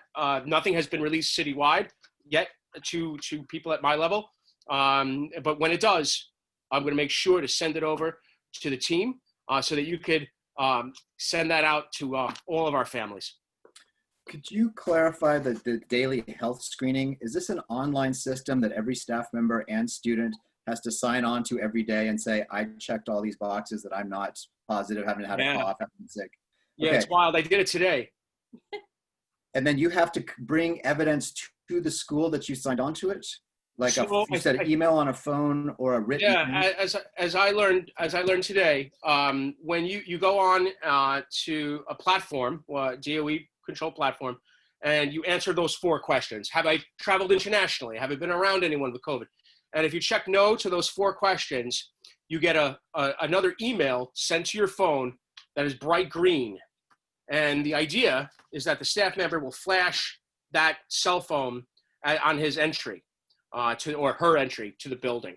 Now, this is brand new, and I know the chancellor just announced this, so we're waiting to see how this will work, and we're actively looking at what problems could come as a result of people waiting outside together or trying to get the phone out or any other number of things. We were told that they will not be passing of phones back and forth between the administrator or the school safety agent or the teacher that is at the door. We haven't learned any of that yet. So I don't want to. It's just hard for me to imagine a first grader, carrying a phone with an email on it, or even being able to print out a document that says, I filled out this thing at home this morning each day that they go into school. I'm sorry, Stephen, I was talking about staff and faculty in the building. Right. But my understanding is kids are going to have to do this as well. And I'm curious what the process will be for them proving every time they go into a building that they signed off on this thing. Yeah, and it expires. It expires after 24 hours, the document. So I'm eager to read that very same information as you. And as I said earlier, as soon as we get that in writing from Central, which they'll have to, we're going to send it out to the CEC. The other question I had is, the mayor had said they were going to create about 100,000 childcare seats. And I was wondering, are any of those going to be in the school buildings? Actually, the only time I've ever heard that before is on that very same article that when the mayor said that. I haven't heard of any of this money arriving to any of our schools. We don't have that money. There are some surveys going around to parents saying, click here for the Learning Bridges program for some of these things. I was curious if there's any information about what's going to be available to kids, particularly around remote learning days. So Learning Bridges is indeed a new program. We're going to find out more information about that, I think, in September and later on in September. But no, I don't know anything about that at this time in relation to this work. Okay, thanks. No problem. Dr. O'Brien, so you said that we're starting on the 16th, right? Everybody's going to have some form of online communication or with teachers on the 16th, if I understood correctly? Yes. Like this is the log on day, even if you're home at the log on. It's really an orientation, kind of meet the teacher kind of day, like getting students, making sure they can log on, get onto the computers and the like. So my concern is a couple of things. I've been having, apparently Google Classroom has still been active in my child's school, and some communications have gone out through there, which we weren't really sure about. But also I've heard from parents that they're hearing about kids in different cohorts, but they didn't receive any information about that. And they're going through various emails. Some people are seeing things on Instagram from the school. So what's the uniformity of communication with parents, particularly parents that don't necessarily communicate regularly through email and then we have pupil path, and sometimes they communicate through email. So there's so many different ways of communicating with parents. How are we going to make sure that parents know, especially the middle school when a child has 6 teachers, or 5 teachers? So how do we know? I know you know this, Adele, and there are some amazing people that are part of our district office. That's Sylvia Jasinski and Bill Chin, who have been working round the clock to work with our parent coordinators at each of our school sites, who have done more work, I think, than any other district in this city in reaching out to families and ensuring that this work gets done. And so I'm really in awe of what our parent coordinators do each day. That message will be coming from the parent coordinators of District 20. And as soon as the school is completed, those messages will start rolling out. So is it fair to say that parents, if they don't hear, what day does school start? I've lost track of the actual days. Monday? Is it Monday the 16th? Wednesday the 16th. Wednesday the 16th. So is it fair to say that if by Monday, parents have not received some indication of what they're supposed to do on that first day, that they should contact their parent coordinator? Yeah, absolutely. In fact, we're fielding some of those questions right now from parents that are, feeling a little anxiety about, hey, look, still we're coming up pretty close on that date. And, we've had to assure them, listen, please be patient. They're still putting the paint on the ship. before we sail. So I think it's gonna come out, and I think our parent coordinators are going to do a deft job in delivering that message. Thank you. No problem. Yeah, I have a quick question. What is, so there's going to be testing and there's going to be temperature checks and all that, but what's the protocol if and when, let's say, a teacher or a staff member tests positive for COVID? What happens then? So if the teacher tests positive, they are required to quarantine themselves for 14 days. And they're not allowed to come back without a COVID test saying that they're cleared.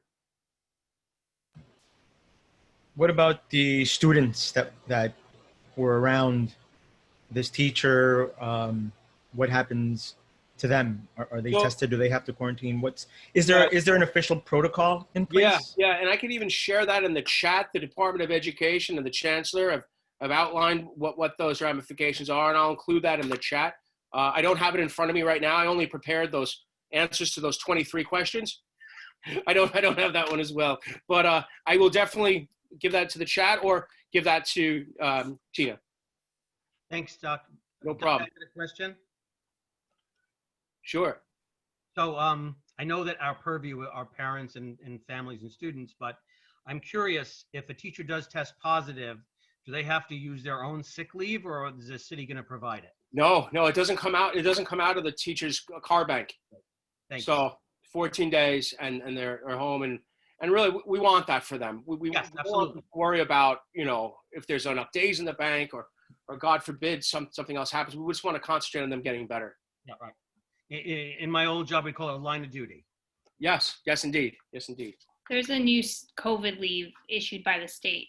So every business operation needs to implement that new leave.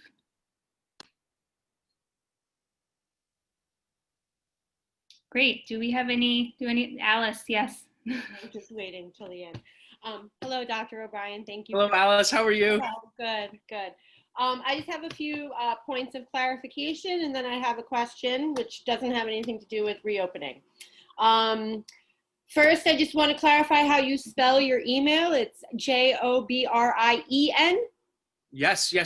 Irish, not Scottish. Yeah. Right. So maybe O-B-R-I-N. Natalia could put that in the chat for 17. I'm the 17th J. O'Brien in the DOE system. So it's Right. J. O'Brien 17. jobrien17@schools.nyc.gov. Yes. So you had mentioned that you were having an equity committee meeting on September 30th at 1 p.m. Yes.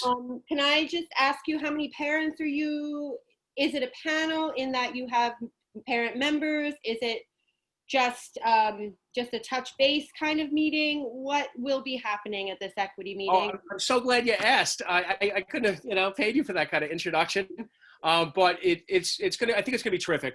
We're gonna have teachers, UFT representation, principals, and members of the district office, along with any parents that want to come and join us. Okay.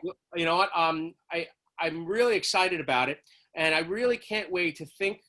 And I know over the last few months, prior to me becoming the interim acting, I was on many of these CEC calls, and what I heard so over and over again. Was the need and the desire to have a seat at the table and to be able to talk about important issues that are and discussions that are having around the kitchen table in your homes. And I feel like we as a district really need to listen and be able to bring in families and talk about some of the issues that are facing them and our students. Primarily what I hope to do in the beginning is really take a hard look at the data. And look at our special education data. I'd like to look at our subgroup data around ethnicities. I'd like to look at disproportionality and what that looks like in each of our schools. And then I'd like to do some root cause analysis and try to figure out how we got to this point. And most importantly, what are the solutions that we could create or perhaps new policies or what we can do to make a better tomorrow, right? Because I think right now, we have had more than 60 or 70 conversations, I think, over the summer around how best that we can create a committee that could be informed, that could be passionate, and that could be creative in designing new ways to approach old problems. And I think that's the thing. It's that, for some families, they feel that they haven't gotten, they've gotten short shrift in some of their concerns. And what we want to do is ensure that doesn't happen anymore, and that people can come. And we hope that people will use my email to send it to me and think about and that information, that important information about who they are, their child, and what school they attend, and then join us on a Zoom call that we could talk about some of these issues and we could share some key data. Perfect. So in order to get that Zoom link, they need to send you that email. Yes. Okay, great. So maybe our PTA presidents that are listening and our President's Council president can spread that word. Another question, sort of on the same, the immigrant advisory, Superintendent Constantino was calling it a panel, maybe you're calling it a committee. Will it have the same members? Is it going to be set up the way your equity committee, in that parents can attend with a Zoom link? It kind of was rudderless last year, all due respect. The transparency was lacking. I'm not sure when they met. I'm not sure what they discussed. I'm hoping that if we maintain it, that it will have a little bit more of a direction this time, because it sounds like it's gonna run up against a lot of the same issues that the equity committee will be dealing with. So Alice, I'd be remiss to say anything about the District 20 Parent Immigrant Advisory Council, as I wasn't a member of that council, and nor do I know the intricacies of that. It's really run by the amazing Sylvia Jasinski, okay, who has done a tremendous amount of work in dealing with families and working with families side by side. So I wouldn't categorize that as rudderless. I don't know if that's fair. I think it was the first of its kind anywhere in the city. And I think in anything, we get better as we go. So I look forward to the future and look forward to the continued success of that program and that committee. So if we were interested in more information, we should reach out to Ms. Jasinski. Yes, or you could reach out to me and I'll be able to put you in contact with Ms. Jasinski. Okay, sounds great. I have one last question for you, Dr. O'Brien, and then I'm gonna let you go. We're so happy to have you as acting superintendent. Welcome to the district. I do want to ask, though, this is a little known fact. Our last superintendent, Constantino, was actually never voted on by the school board before mayoral control, nor was she appointed by the mayor, an elected official. She was acting right before mayoral control came through, and then kind of just piggybacked. Not that that has anything to do with anything. I'm just curious, do you know when the process will begin for an actual superintendent, not an acting one, not that you're not an actual one, but for the superintendent position in District 20 to be filled officially? Do you have any word on how that process is? Is it delayed because of COVID, etc.? That's it. No, of course. And you know what? I don't think, so right now, I haven't been heard of anything about me, any sort of formal C-37 at this time. I've really been keeping my head down, trying to ensure getting these schools open and ready and safe. So I'd be foolish to even comment on that. Right. But when that does happen, I'm sure you'll know. Okay. And Ms. Costantino was an incredible superintendent for so many years. No, and I don't say that. I just mean that she was not.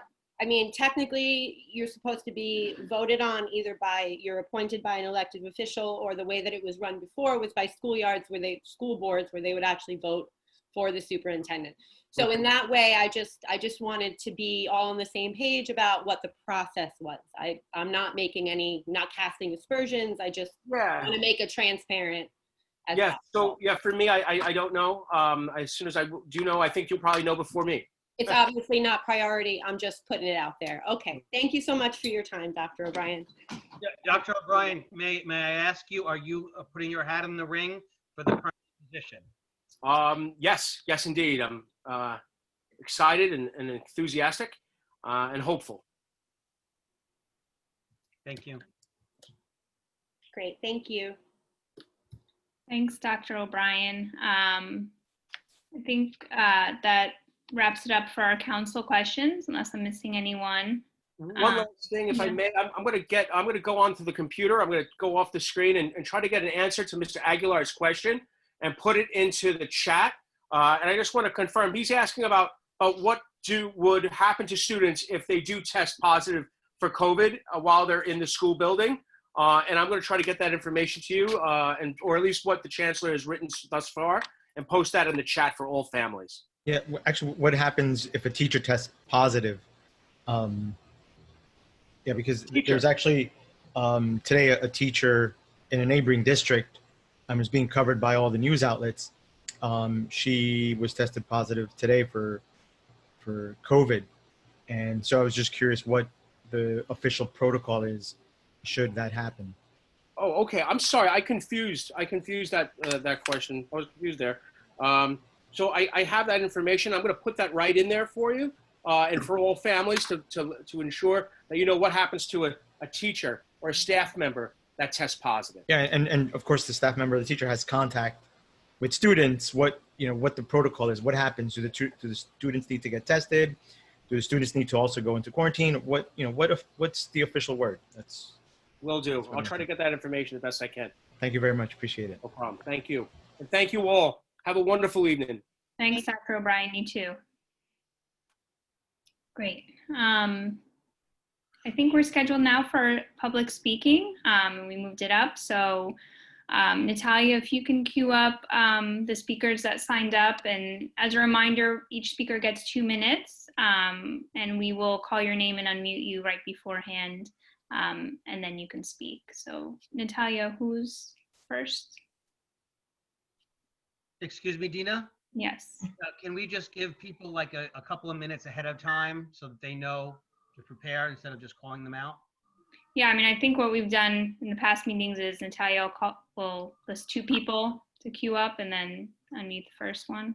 Yeah, since with this, like I can't really queue them up, I usually will text them in the chat, let them know that they're up next to speak. Very smart. She's notifying them. Yeah, she's on it. Great job. Okay. Okay, so Heidi Chan will be first. Okay. Yeah. Heidi, are you able to unmute yourself?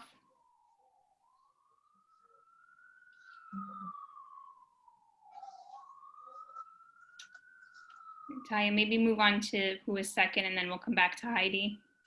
Okay. So next we have Diana Brogan. 2.5%. That's Heidi. Hello. Oh, Hi. sorry. Okay, sorry. We'll start with Diana and then move to Heidi. Sorry, Heidi. Okay. Yeah, that's okay. Kids, I know. So I know you guys did a breakout session, and I just want to see what the result of the vote was, if you guys made any decision on a candidate. We haven't voted. We just went into executive session for discussion, but we're scheduled for a vote later on. Okay. Great, thank you, Heidi. Sorry, Diana, you can go ahead. Oh, that's okay. Hi, this is Diana Brogan. I'm the PTA president at PS 185. And I just have 2 major concerns that I just want to make people aware of from the parents' perspective. The first is I found it really disturbing, and I don't think it's necessarily his fault, that Dr. O'Brien had no idea about the random actual COVID testing of the children in school. It was in all the newspapers, it was in the UFT letter to membership that this would be happening. And there are many parents, including myself, who feel that no one should be testing or performing a medical procedure on their children without being present. And I find it especially disturbing to be happening at school. I think parents would be much more amenable to being told that they had a certain amount of time to get a COVID test and bring in the results to the school, where they could take their child to their own provider or a testing site of their choice, rather than having it done by themselves, especially for elementary students. And I wish that someone would be thinking about this. I think it's very disturbing that the acting superintendent had no idea that this was even an issue. And again, I'm not saying it's necessarily his fault, but how does that happen? And secondly, I just don't even understand how we are a week away from when instruction is going to start and we do not have enough teachers. There are not enough teachers to fulfill the all remote, the remote days for blended, and the in-person teaching. We're living in this fantasy land that school is going to start somehow, and schools are telling the teachers that maybe they're going to have to do the remote as well as the live teaching. I've heard that from several teachers, not just from my own school, but others in the district. And it seems like no one in charge has any idea that their plans are a fantasy at this point.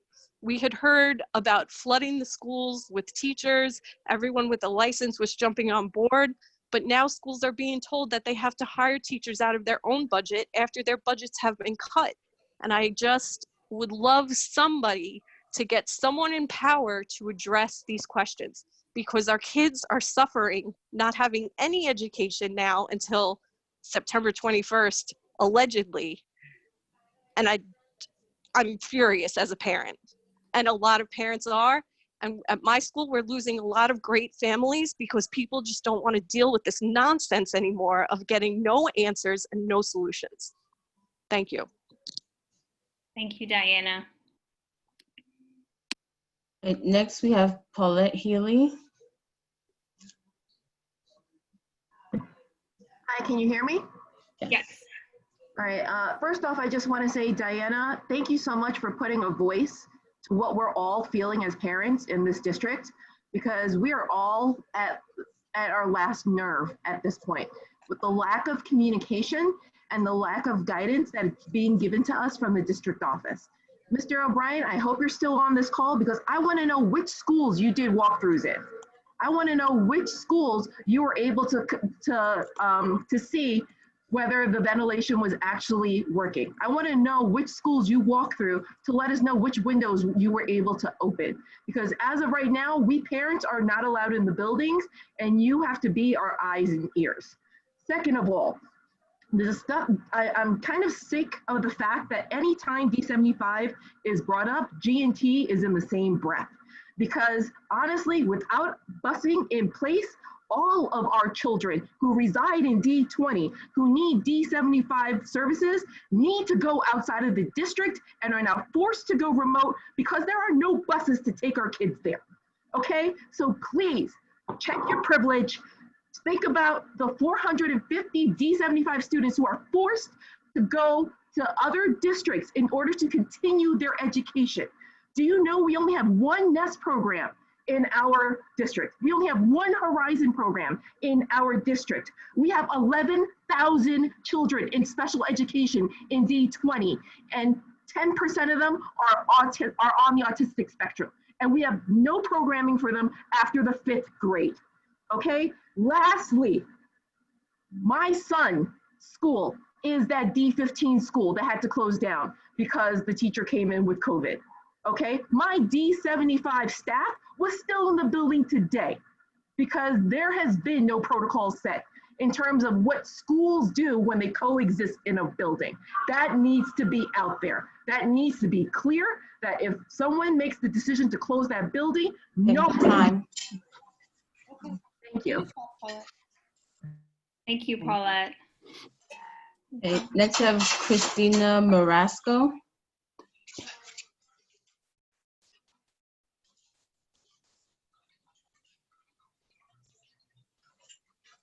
Christina?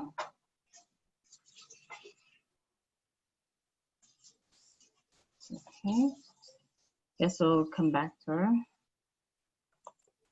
Stephen Stowe? Yes, hi, this is Steve Stowe, and as you know, I'm one of the candidates for the open position, and I just thank you for your consideration that you've given to my candidacy, I just wanted to make one comment on the broadband resolution. I think it's a good resolution.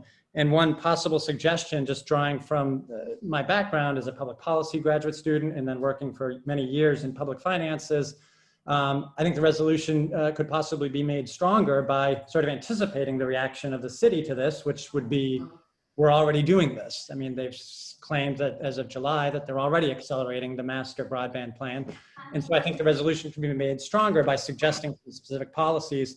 There's an interesting precedent with the city of San Jose, which negotiated an agreement with broadband providers in 2018, just something to look at and to consider. So lastly, I just sort of reiterate my thanks for your consideration. I would like the chance to work with all of you on these issues and others that come up. Thank you.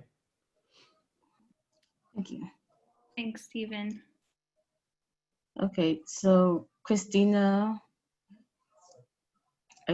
someone said that she's putting her kids to bed.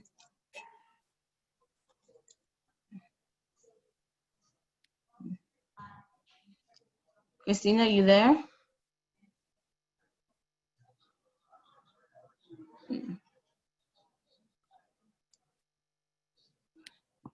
Okay. Do we have anyone else left, Natalia? No. Okay. Christina, I'm sorry we missed you if you're listening. If you want to put your comment in the chat box or question, please feel free to do so. I'm sorry that we missed you during this window. Okay. Thank you to all the parents who signed up and commented. Appreciate your feedback. Again, as a reminder, in between meetings or just after this meeting, you can feel free to also email CEC20 with any of your comments. We do read the emails and comments, and they are shared with all the council members. Great. I think where are we? Oh, let's do the vote on the resolution. And then we'll close out with our final three. I think we have 4 more items left after that. So can I get a motion? Tell me if I'm not doing it the right way. Can I get a motion to vote on the resolution on internet for all? Can we do a roll call vote, please? Yes. Talia? Dina Gergis? Yes. Robert Aguilar? Yes. Alice Licata? Yes. Inga Smolyar? Inga? Hello, sorry, I think I just lost my connection. I'm sorry, I lost the connection for a little bit. I just joined again. What are we doing now? We're voting on it. Actually, there wasn't a second to the motion to do a roll call vote. So can we just start over real quick? Sorry. Second. Who made the original motion? Vito? I will, okay. Motion to You a have a vote. roll call vote. I second the Second. motion for a roll call. There you go. And now Natalia. Yes. Okay. Dina Gergis? Yes. Robert Aguilar? Yes. Alice Licata? Yes. Inga Smolyar? Yes. Alan Aha? Yes. Mauricia Cadillo? Yes. Yifeng Chen? Yeah. Adele Doyle? Yes. Vito Labella? Yes? Simeon Stolzberg? Simeon? Yes. Okay. Okay, so that is a unanimous yes. Yay. Great. Fantastic. Thank you. Thank you, sponsors and co-sponsors and council. Okay, let's move on. Next, we are scheduled to vote for our open seat, our candidate. We are deciding as a council to push this vote till our next meeting for further deliberation. Thank you, candidates. We appreciate your patience and your willingness to put yourself out there.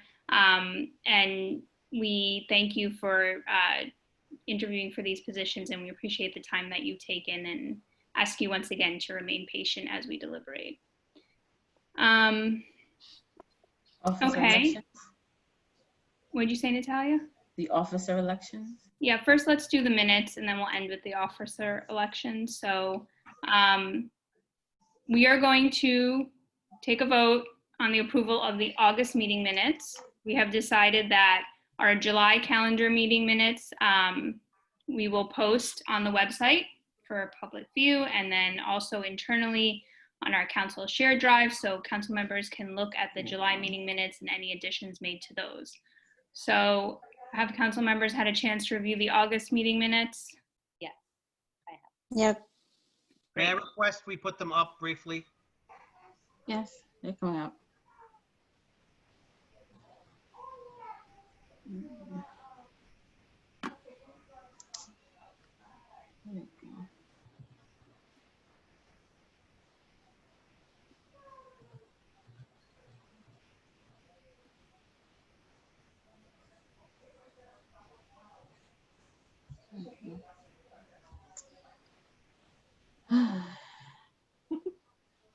It's frustrating when I have to go between the incognito mode. Okay. Are you able to see them? No, we still see the questions. Yeah, the Dr. O'Brien questions are still. Yeah, if you want to stop your share and then find them, that's fine. I have to open them a different way then. Isn't it September, the tab, September 20th minutes? Is that the one right next to the questions? That No. tab that's up. No, they're August, I think. Those are August. Oh, No, those are just the questions.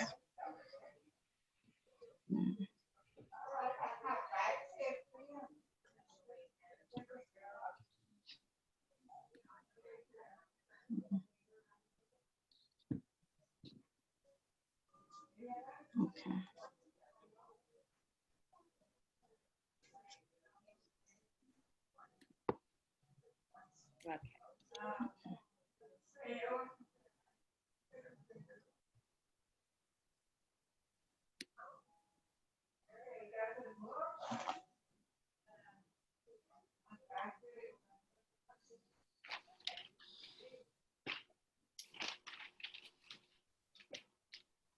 Just let Natalia know when you're ready to see the next page. I'm ready.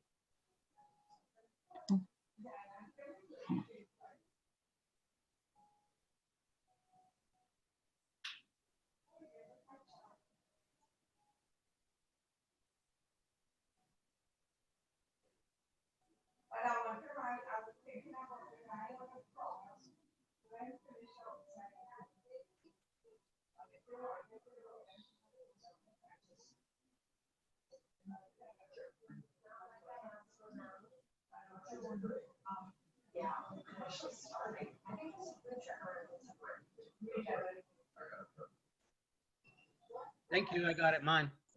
Great. Good. I agree. Okay. So Maureen, Roll call. what you're saying, are you? Do you want to do a roll call vote? yeah, first we do a motion to vote on the August meeting minutes. Motion to vote. Second. Great. Why don't you do a roll call, Natalia? Okay. Dina Gergis, Yes. Robert Aguilar, Yes. Alice Licato, Yes. Inga Smolyar, Yes. Alan Aha. Yeah. Mauricia Cadillo, Yes. Yifeng Chen, Yes. Adele Doyle, Yes. Vito Labella, Yes? Simeon Stolzberg. Yes. Okay. Minutes are approved. Great. Thank you, Natalia. Okay, the final item on our meeting is our officer election. We still have the office of the president open. I'm going to read from the script as I did last time and skip the pro tem portion. I will act as pro tem since I am not running for the position. Okay. Everyone ready?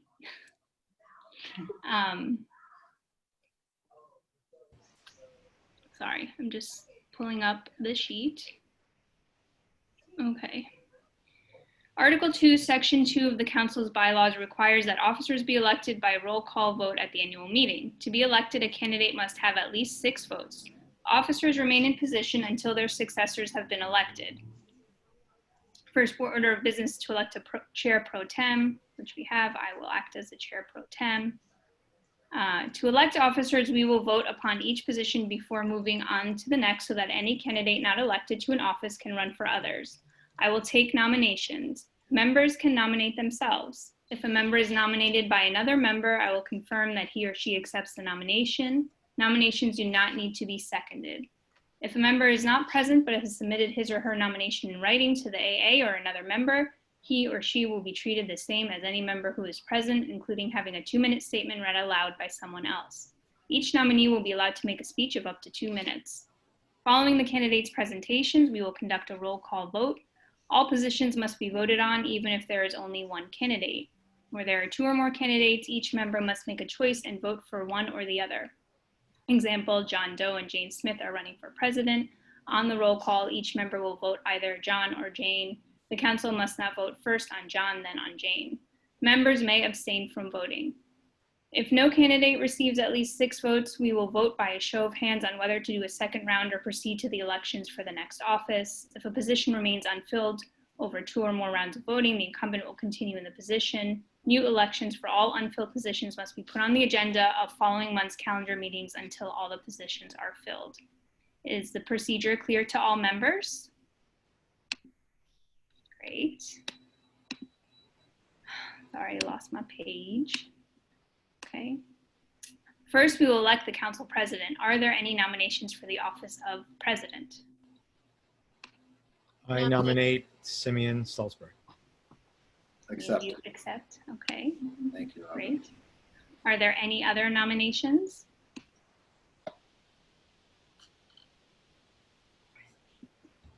Okay, nominations for the office of president are now closed. I will now call on each candidate in alphabetical order to make a statement of up to 2 minutes. The AA will be the timekeeper. After all candidates have spoken, we will proceed with a roll call vote. Simeon, would you like to make a statement? Sure. I don't have a lot to say. Obviously, it's taken a while for anyone to want to fill this position. It's a huge role. And I think we all know that this is going to be an incredibly hard year for everyone with work, with families, with schools, etc. So I am volunteering to do this with the understanding that we're going to all be in this together, that the officers, we're all going to have to share responsibilities, that we're going to have to try to activate the committees and really get some responsibility out to other members, distribute leadership. And I'm just going to try to facilitate communication with the DOE and with the district and do the best I can and try to hear everybody's concerns and try to keep everyone's issues alive and well, even though we have a lot of disagreements. I think we can all come to some agreements on some things that are important. So thank you. Great, thank you, Simeon. Okay, now we will conduct a roll call vote. Natalia, will you read out the names? You're on mute. Dina Gergis. Yes, I vote for Simeon. Robert Aguilar. Yes, I vote for Simeon. Okay. Alice Licata. Yes, for Simeon. Okay. Inga Smolyar. I abstain. Okay. Alan Aja. I vote yes. Marisha Cadillo. Abstain. Yifeng Chen. Abstain. Okay. Adele Doyle. Abstain. Vito Labella. Abstain. Say it again. Abstain. Simeon Stolzberg. Yes. Okay. That'll be 5 yeses and 4 abstains. Okay, I think I just want to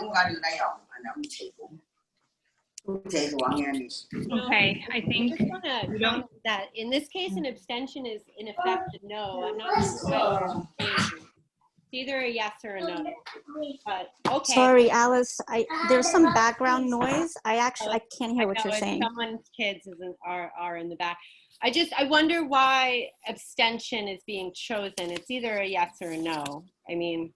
Well, I think we're allowed to. There's 3 choices during the vote, right? I know, but in this case, there is no other candidate. So, I mean. But with the all due issue respect, is- Alice, the rules say people can abstain. I understand. It's just in effect, it's a no. I get it. I don't understand. you don't why get we can't get Alice, with due respect, you don't Bethany's We consent. like Simeon, but there are other issues here that, weren't brought up that we don't need to go into. Abstain is abstain. Okay, well, the thing is, if we don't go into them, you might know the issues, I don't know I the don't. issues. Yeah. And so I find that this is a very frustrating communication process when, I don't know, I feel like some people know some things, some people don't know. I feel like I don't know things, but okay. Motion. Not the only one, Alice. Yep. I would like to Yeah, I wasn't aware that there was any issues. Me neither. Yeah, I've been here all this time. I was. Yeah. Yeah, and I just want to be clear also, I think, Vito speaks for himself, right? So let's just be clear there. And I just want to also clarify, Natalia, I think you said it was 4 abstains. I think it's 5 abstains. No, I said it was 5. Okay. No, 4. Maybe I It's misheard. 5 yeses, 4 abstain. Oh, no, it's 5. You're right. Yeah, thank you. It is 5. So for the sake of public transparency, what are the issues? Because we were calling about transparency and working together as a council early on when it came to resolutions, and now we're at a juncture. This isn't fair to Acting President Gurgis, who has asked, who has done her part, and then someone has stepped up to the plate who is a consummate professional. And I have had my own disagreements with Simeon, and yet we have ultimate respect for each other. So what the hell is going on here? If Simeon will allow me to share, I will be happy to do that, and why. And can I just ask, I just have a technical question. I mean, would this type of discussion actually be best placed in executive session, given that it's kind of personally based? No, this is an election, Inga. This is not a personnel matter. So It's a question for Steve. I it's mean, just a you can technical motion. question. You can motion to do it. I would I agree. mean, with Inga. there's nothing.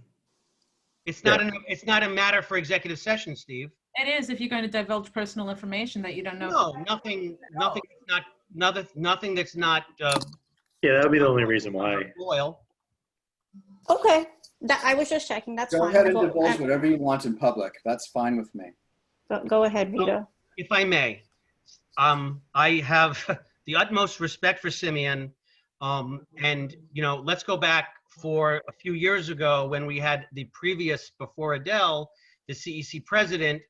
He was a CEC member. He took his child out of public school and he no longer had a kid in public school. And there was a big backlash among the parents of District 20 as why this person was not only still allowed to be on the CEC. Now, they are allowed to be on CEC. I'm not saying they're not allowed. I'm saying that there was a big backlash among parents that this person was not only allowed to be on CEC, but they were also allowed to be CEC president. And I'm just trying to avoid that So same just to be clear, so everybody in the public is aware of what Vito is talking about, is I decided to homeschool my child this year because I cannot deal with the chaos and I need to have more control over my child's life. And to make the schedule work, I needed to do this. And sir, Simeon, I respect that. I respect you as a professional. And that's my personal reasons for abstaining. And choosing to have a leaderless CEC. Right. Well, Dina can leave at any time and Robert could take over. Or we could have revolving chairs, which it was also offered as a possibility, I believe. We would have to amend the bylaws in order to do that, which is fine. Actually, Steve, maybe Steve can weigh in. Is it true, so if we wanted somebody to take the role of chairperson for each meeting or for a particular month, one person? Sharing the meetings is the least of the issues. I mean, who cares about who runs the meeting? Anybody can do that. There's just a lot of other responsibilities. Well, what are the other? Managing and supervising Natalia and communicating with the DOE. So you have chosen to basically have a leaderless, rudderless CEC. Well, I'm not sure. For that. But Simeon, are you situated in the state? Are you in the state currently? No, I'll be back in October. And do we know that? The fact that you took your child out of and understanding, I was on that council. I'm the reason why I was acting president, because Bob, it became that issue. So it is something that might hinder effective functioning of our council. Can I make a point of order? When Bob did not have a child in public school, the election happened in March of 2017. His child was no longer in public school by June of 2017. In July, he was elected president. And I am not aware of any moment where he publicly announced that he did not have a child in public school. He transferred them to another private school in the neighborhood. For transparency issues, I no longer have a child in District 20. I was elected when I had a child in the 8th grade, and my child is now going to high school. So just so the public knows that, I no longer have a child in District 20 either. Perhaps I shouldn't be recording secretary. I mean, at some point, we have to go with FACE's rules. FACE's regulations say that as long as you have a child in the district, when you are elected, that is what you need to serve on the CEC. Do I agree? Not necessarily. Moreover, I am a borough appointee, and all I need is residents and or to be a business owner in the district. I see. Technically, I am perfectly capable of filling this role. So you all are choosing to be rudderless because of your personal opinions, not for. There's another issue too, Simeon, that causes me pause. It is your affiliation with charter schools, and knowing the staunch position of our district on charter schools. Knowing, Alice, you voted against charter schools. You're right, but it's not the staunch position of our district. It's the mandate of New York City not to have charter schools in districts where there is not underperforming students. So. Well, no, when we advocated for parents who came out in droves against a charter school that was going to be situated, we weren't doing it according to a chancellor's mandate. We're doing it according to the will of the parents. Well, and also our own opinion, though. Adele, at some point, you know, we can advocate for parents, but it comes down to what we believe. I disagree with you. You say that we should do things that parents don't think parents might not want. I'm saying that I was elected and that I should do whatever I believe is right. That's what I am saying. As an elected official, I answer to my own conscience. That's what I'm saying. And of course, I consider parents' opinions. But to imply that we know every parent's opinion because we listened to the ones that spoke, those are the parents who are engaged. Those are the parents who tend to be English as a first language. Those are the parents who have internet access. Those are lucky parents who don't fear retribution. I'm not. I can tell you, being on President's Council, those aren't parents. You're right. You're right. And how many members? Okay, every single PTA president is allowed to be a member of President's Council. How many of the 41 PTA presidents are sitting at President's Council? And But it doesn't matter. It's how many people that you have contact with. Alice, to assume the position that we're assuming that everyone who speaks is all the parents, and you're also cutting me off. We're the benevolent parent, and that therefore, when our children don't understand the issue, we're going to vote for them. I think if we don't understand parents elected us all, and we need to all the parents to find that out, and we find it out through town halls. We find that out. You have a town hall. You have people come, not the virtual. Right. And then we listen to the town hall. Technological literacy that they can come to a town hall on a computer. It's the ones in person. When you see these people in person and they come to you and they don't speak English and they come to you. Okay, Adele, you're saying a million different things right now. First of all, very directly, Alice, we have an obligation to listen to our parents. Excuse me, Adele, us to speak for them without understanding them. Adele, we do have an obligation to listen to our parents. And now that we are having Zoom town halls, think of how many more parents we will be able to listen to. Only one type of parent. Number two, okay, so I guess I won't finish my thought. I guess you'll just talk over me. That's fine. No, you want to talk over me. That's not equity. You interrupted me to begin with. So I'm guys, sorry. Can I just, I'm going to interject. I'm just going to interject because it's just not productive. But I guess, you know, I don't know really how to move forward here. I think, you know, we took the vote. it didn't pass. I don't know, Steve or Dina, what should next steps be? Next steps, yeah, go Yeah. ahead, Steve. I mean, you vote until you find you get a nominate, or you vote until there's 6 that can put the president in place. I mean, yeah, Dina can continue. She could step down from being an officer and, allow Robert to do it. But yeah, I mean, it's right now 5-5. I mean, yeah, 5 people would have to, 1 person would have to change their mind, or you'd have to find someone else to do it. All right, well, I think we're gonna push this to the next meeting. It'll be on the calendar meeting agenda again. With that, I think we're ready to close this meeting. I got a motion to adjourn. Motion to adjourn. Then, Chris, did you want to hear from Christina? Oh, our last public speaker. Oh, that's public speaker. I'm okay with it. Or why not? Okay. Christina? Yes. Can you hear me? Yes. You can hear me? Okay, great. Thank you so much. I'm sorry. I was putting my toddler to bed during public comment, so thank you for letting me speak. So I'm a District 20 parent, and I'm happy to hear that there's a proposal that you're putting out about access to remote learning, because although remote learning has had its challenges for my family, one challenge that I haven't had to face is not having reliable internet access. And I know that my daughter has friends that don't have reliable internet access, and it's hard for them to access the remote learning program. I also have friends who work in the district who have students who live in temporary housing, and they do not have access to internet. So I just really hope that you continue to focus on this issue and try to answer the question of what can the district do to make sure these families get full access to broadband.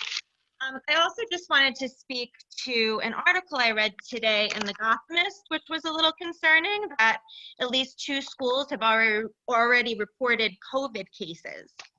And I'm just wondering, I would like some clarity as to why the DOE isn't mandating that everyone get a COVID test before entering the school buildings, and why it's just encouraged. I just worry about our beloved teachers and, of course, the children and all of the families that we love in our community. So those are just my issues I wanted to bring up.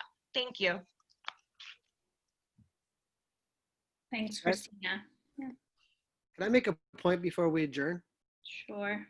Many cities around the country, when people run for school board, you don't have to have a child in the public school system to be able to run, because a high functioning quality public school system is necessary for a democracy. And even people without children have a right to ensure that when you have a high quality public school, it's also correlated with a higher quality of life, a better environment, all kinds of amazing correlations. And so we're one of the few rigid school districts in the country where we have these very sort of rigid standards. And I just find it ironic that we're applying them now when we don't like when we don't agree with a particular candidate, and how much to that extent that challenges what a democracy should look like. I also want to point out for the record, I have a serious problem with charter schools. I don't believe in co-locations. I think they take away resources from especially families of color. I believe that charter schools should be absorbed into the public school system. However, back into the public schools as they were originally intended. However, I think that Simeon would have been an excellent president, and we are making a big, big mistake. Thank you. I'd also like to add something. I would like to have something in place where when people speak, people get a minute or 2 minutes, and then whoever gets a minute rebuttal, and that goes back and forth, and need somebody amongst us who will enforce that so that we don't have people yelling and talking over each other. Sounds like a great idea, Peter. Inga used to be the parliamentarian. We do have one on the record. Point of order there. We actually never voted for Inga as the parliamentarian. I think Inga will back me up. We would need to make a motion and elect her as such. Should she? Yes, Alice. I agree with Alice wholeheartedly. And yes, Alice, you were not in the meetings, and I had mentioned that multiple times. I am not ready to be parliamentarian. So just So there you go. But yeah, no, decorum is important. Adele, I apologize. We should not have gone over each other. We do need to figure out how to speak and then listen. And I'm just as guilty as anyone else. So, you know, Hey, but we love you all. well, that's the idea. Before we adjourn, if anyone has anything else to say, can we just announce our next meeting for the public? Yes. Our next meeting is October 14th, 6 p.m. business meeting, 6 to 7, and then 7 calendar meeting. Can I just ask, am I okay to speak? Up to Madam President? Madam Not Acting really. President? No. Not really. Not really, yeah. Write it in the message? Yeah, if you want to type it. Yeah. Thanks. Okay. Next meeting was announced. Alice, you were motioning to type it in the chat box, I think.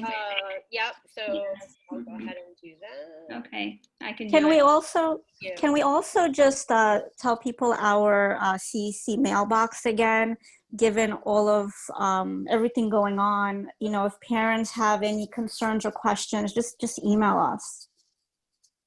Yeah, Natalia, can you type the email address in? We did mention it earlier.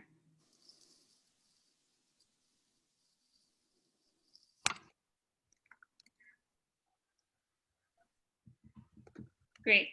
It's only to me though.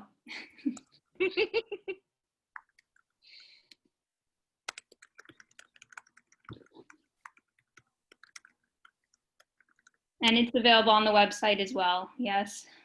Okay, great. Thank you, Natalia. Okay. Motion to adjourn. Yes, thank you. Second. Yeah. Second. All right. All in favor? Aye. Meeting adjourned 8:52 p.m. All right. Good night, everyone. Good night, everyone. Good night. Good night, everyone. Night. Night, night.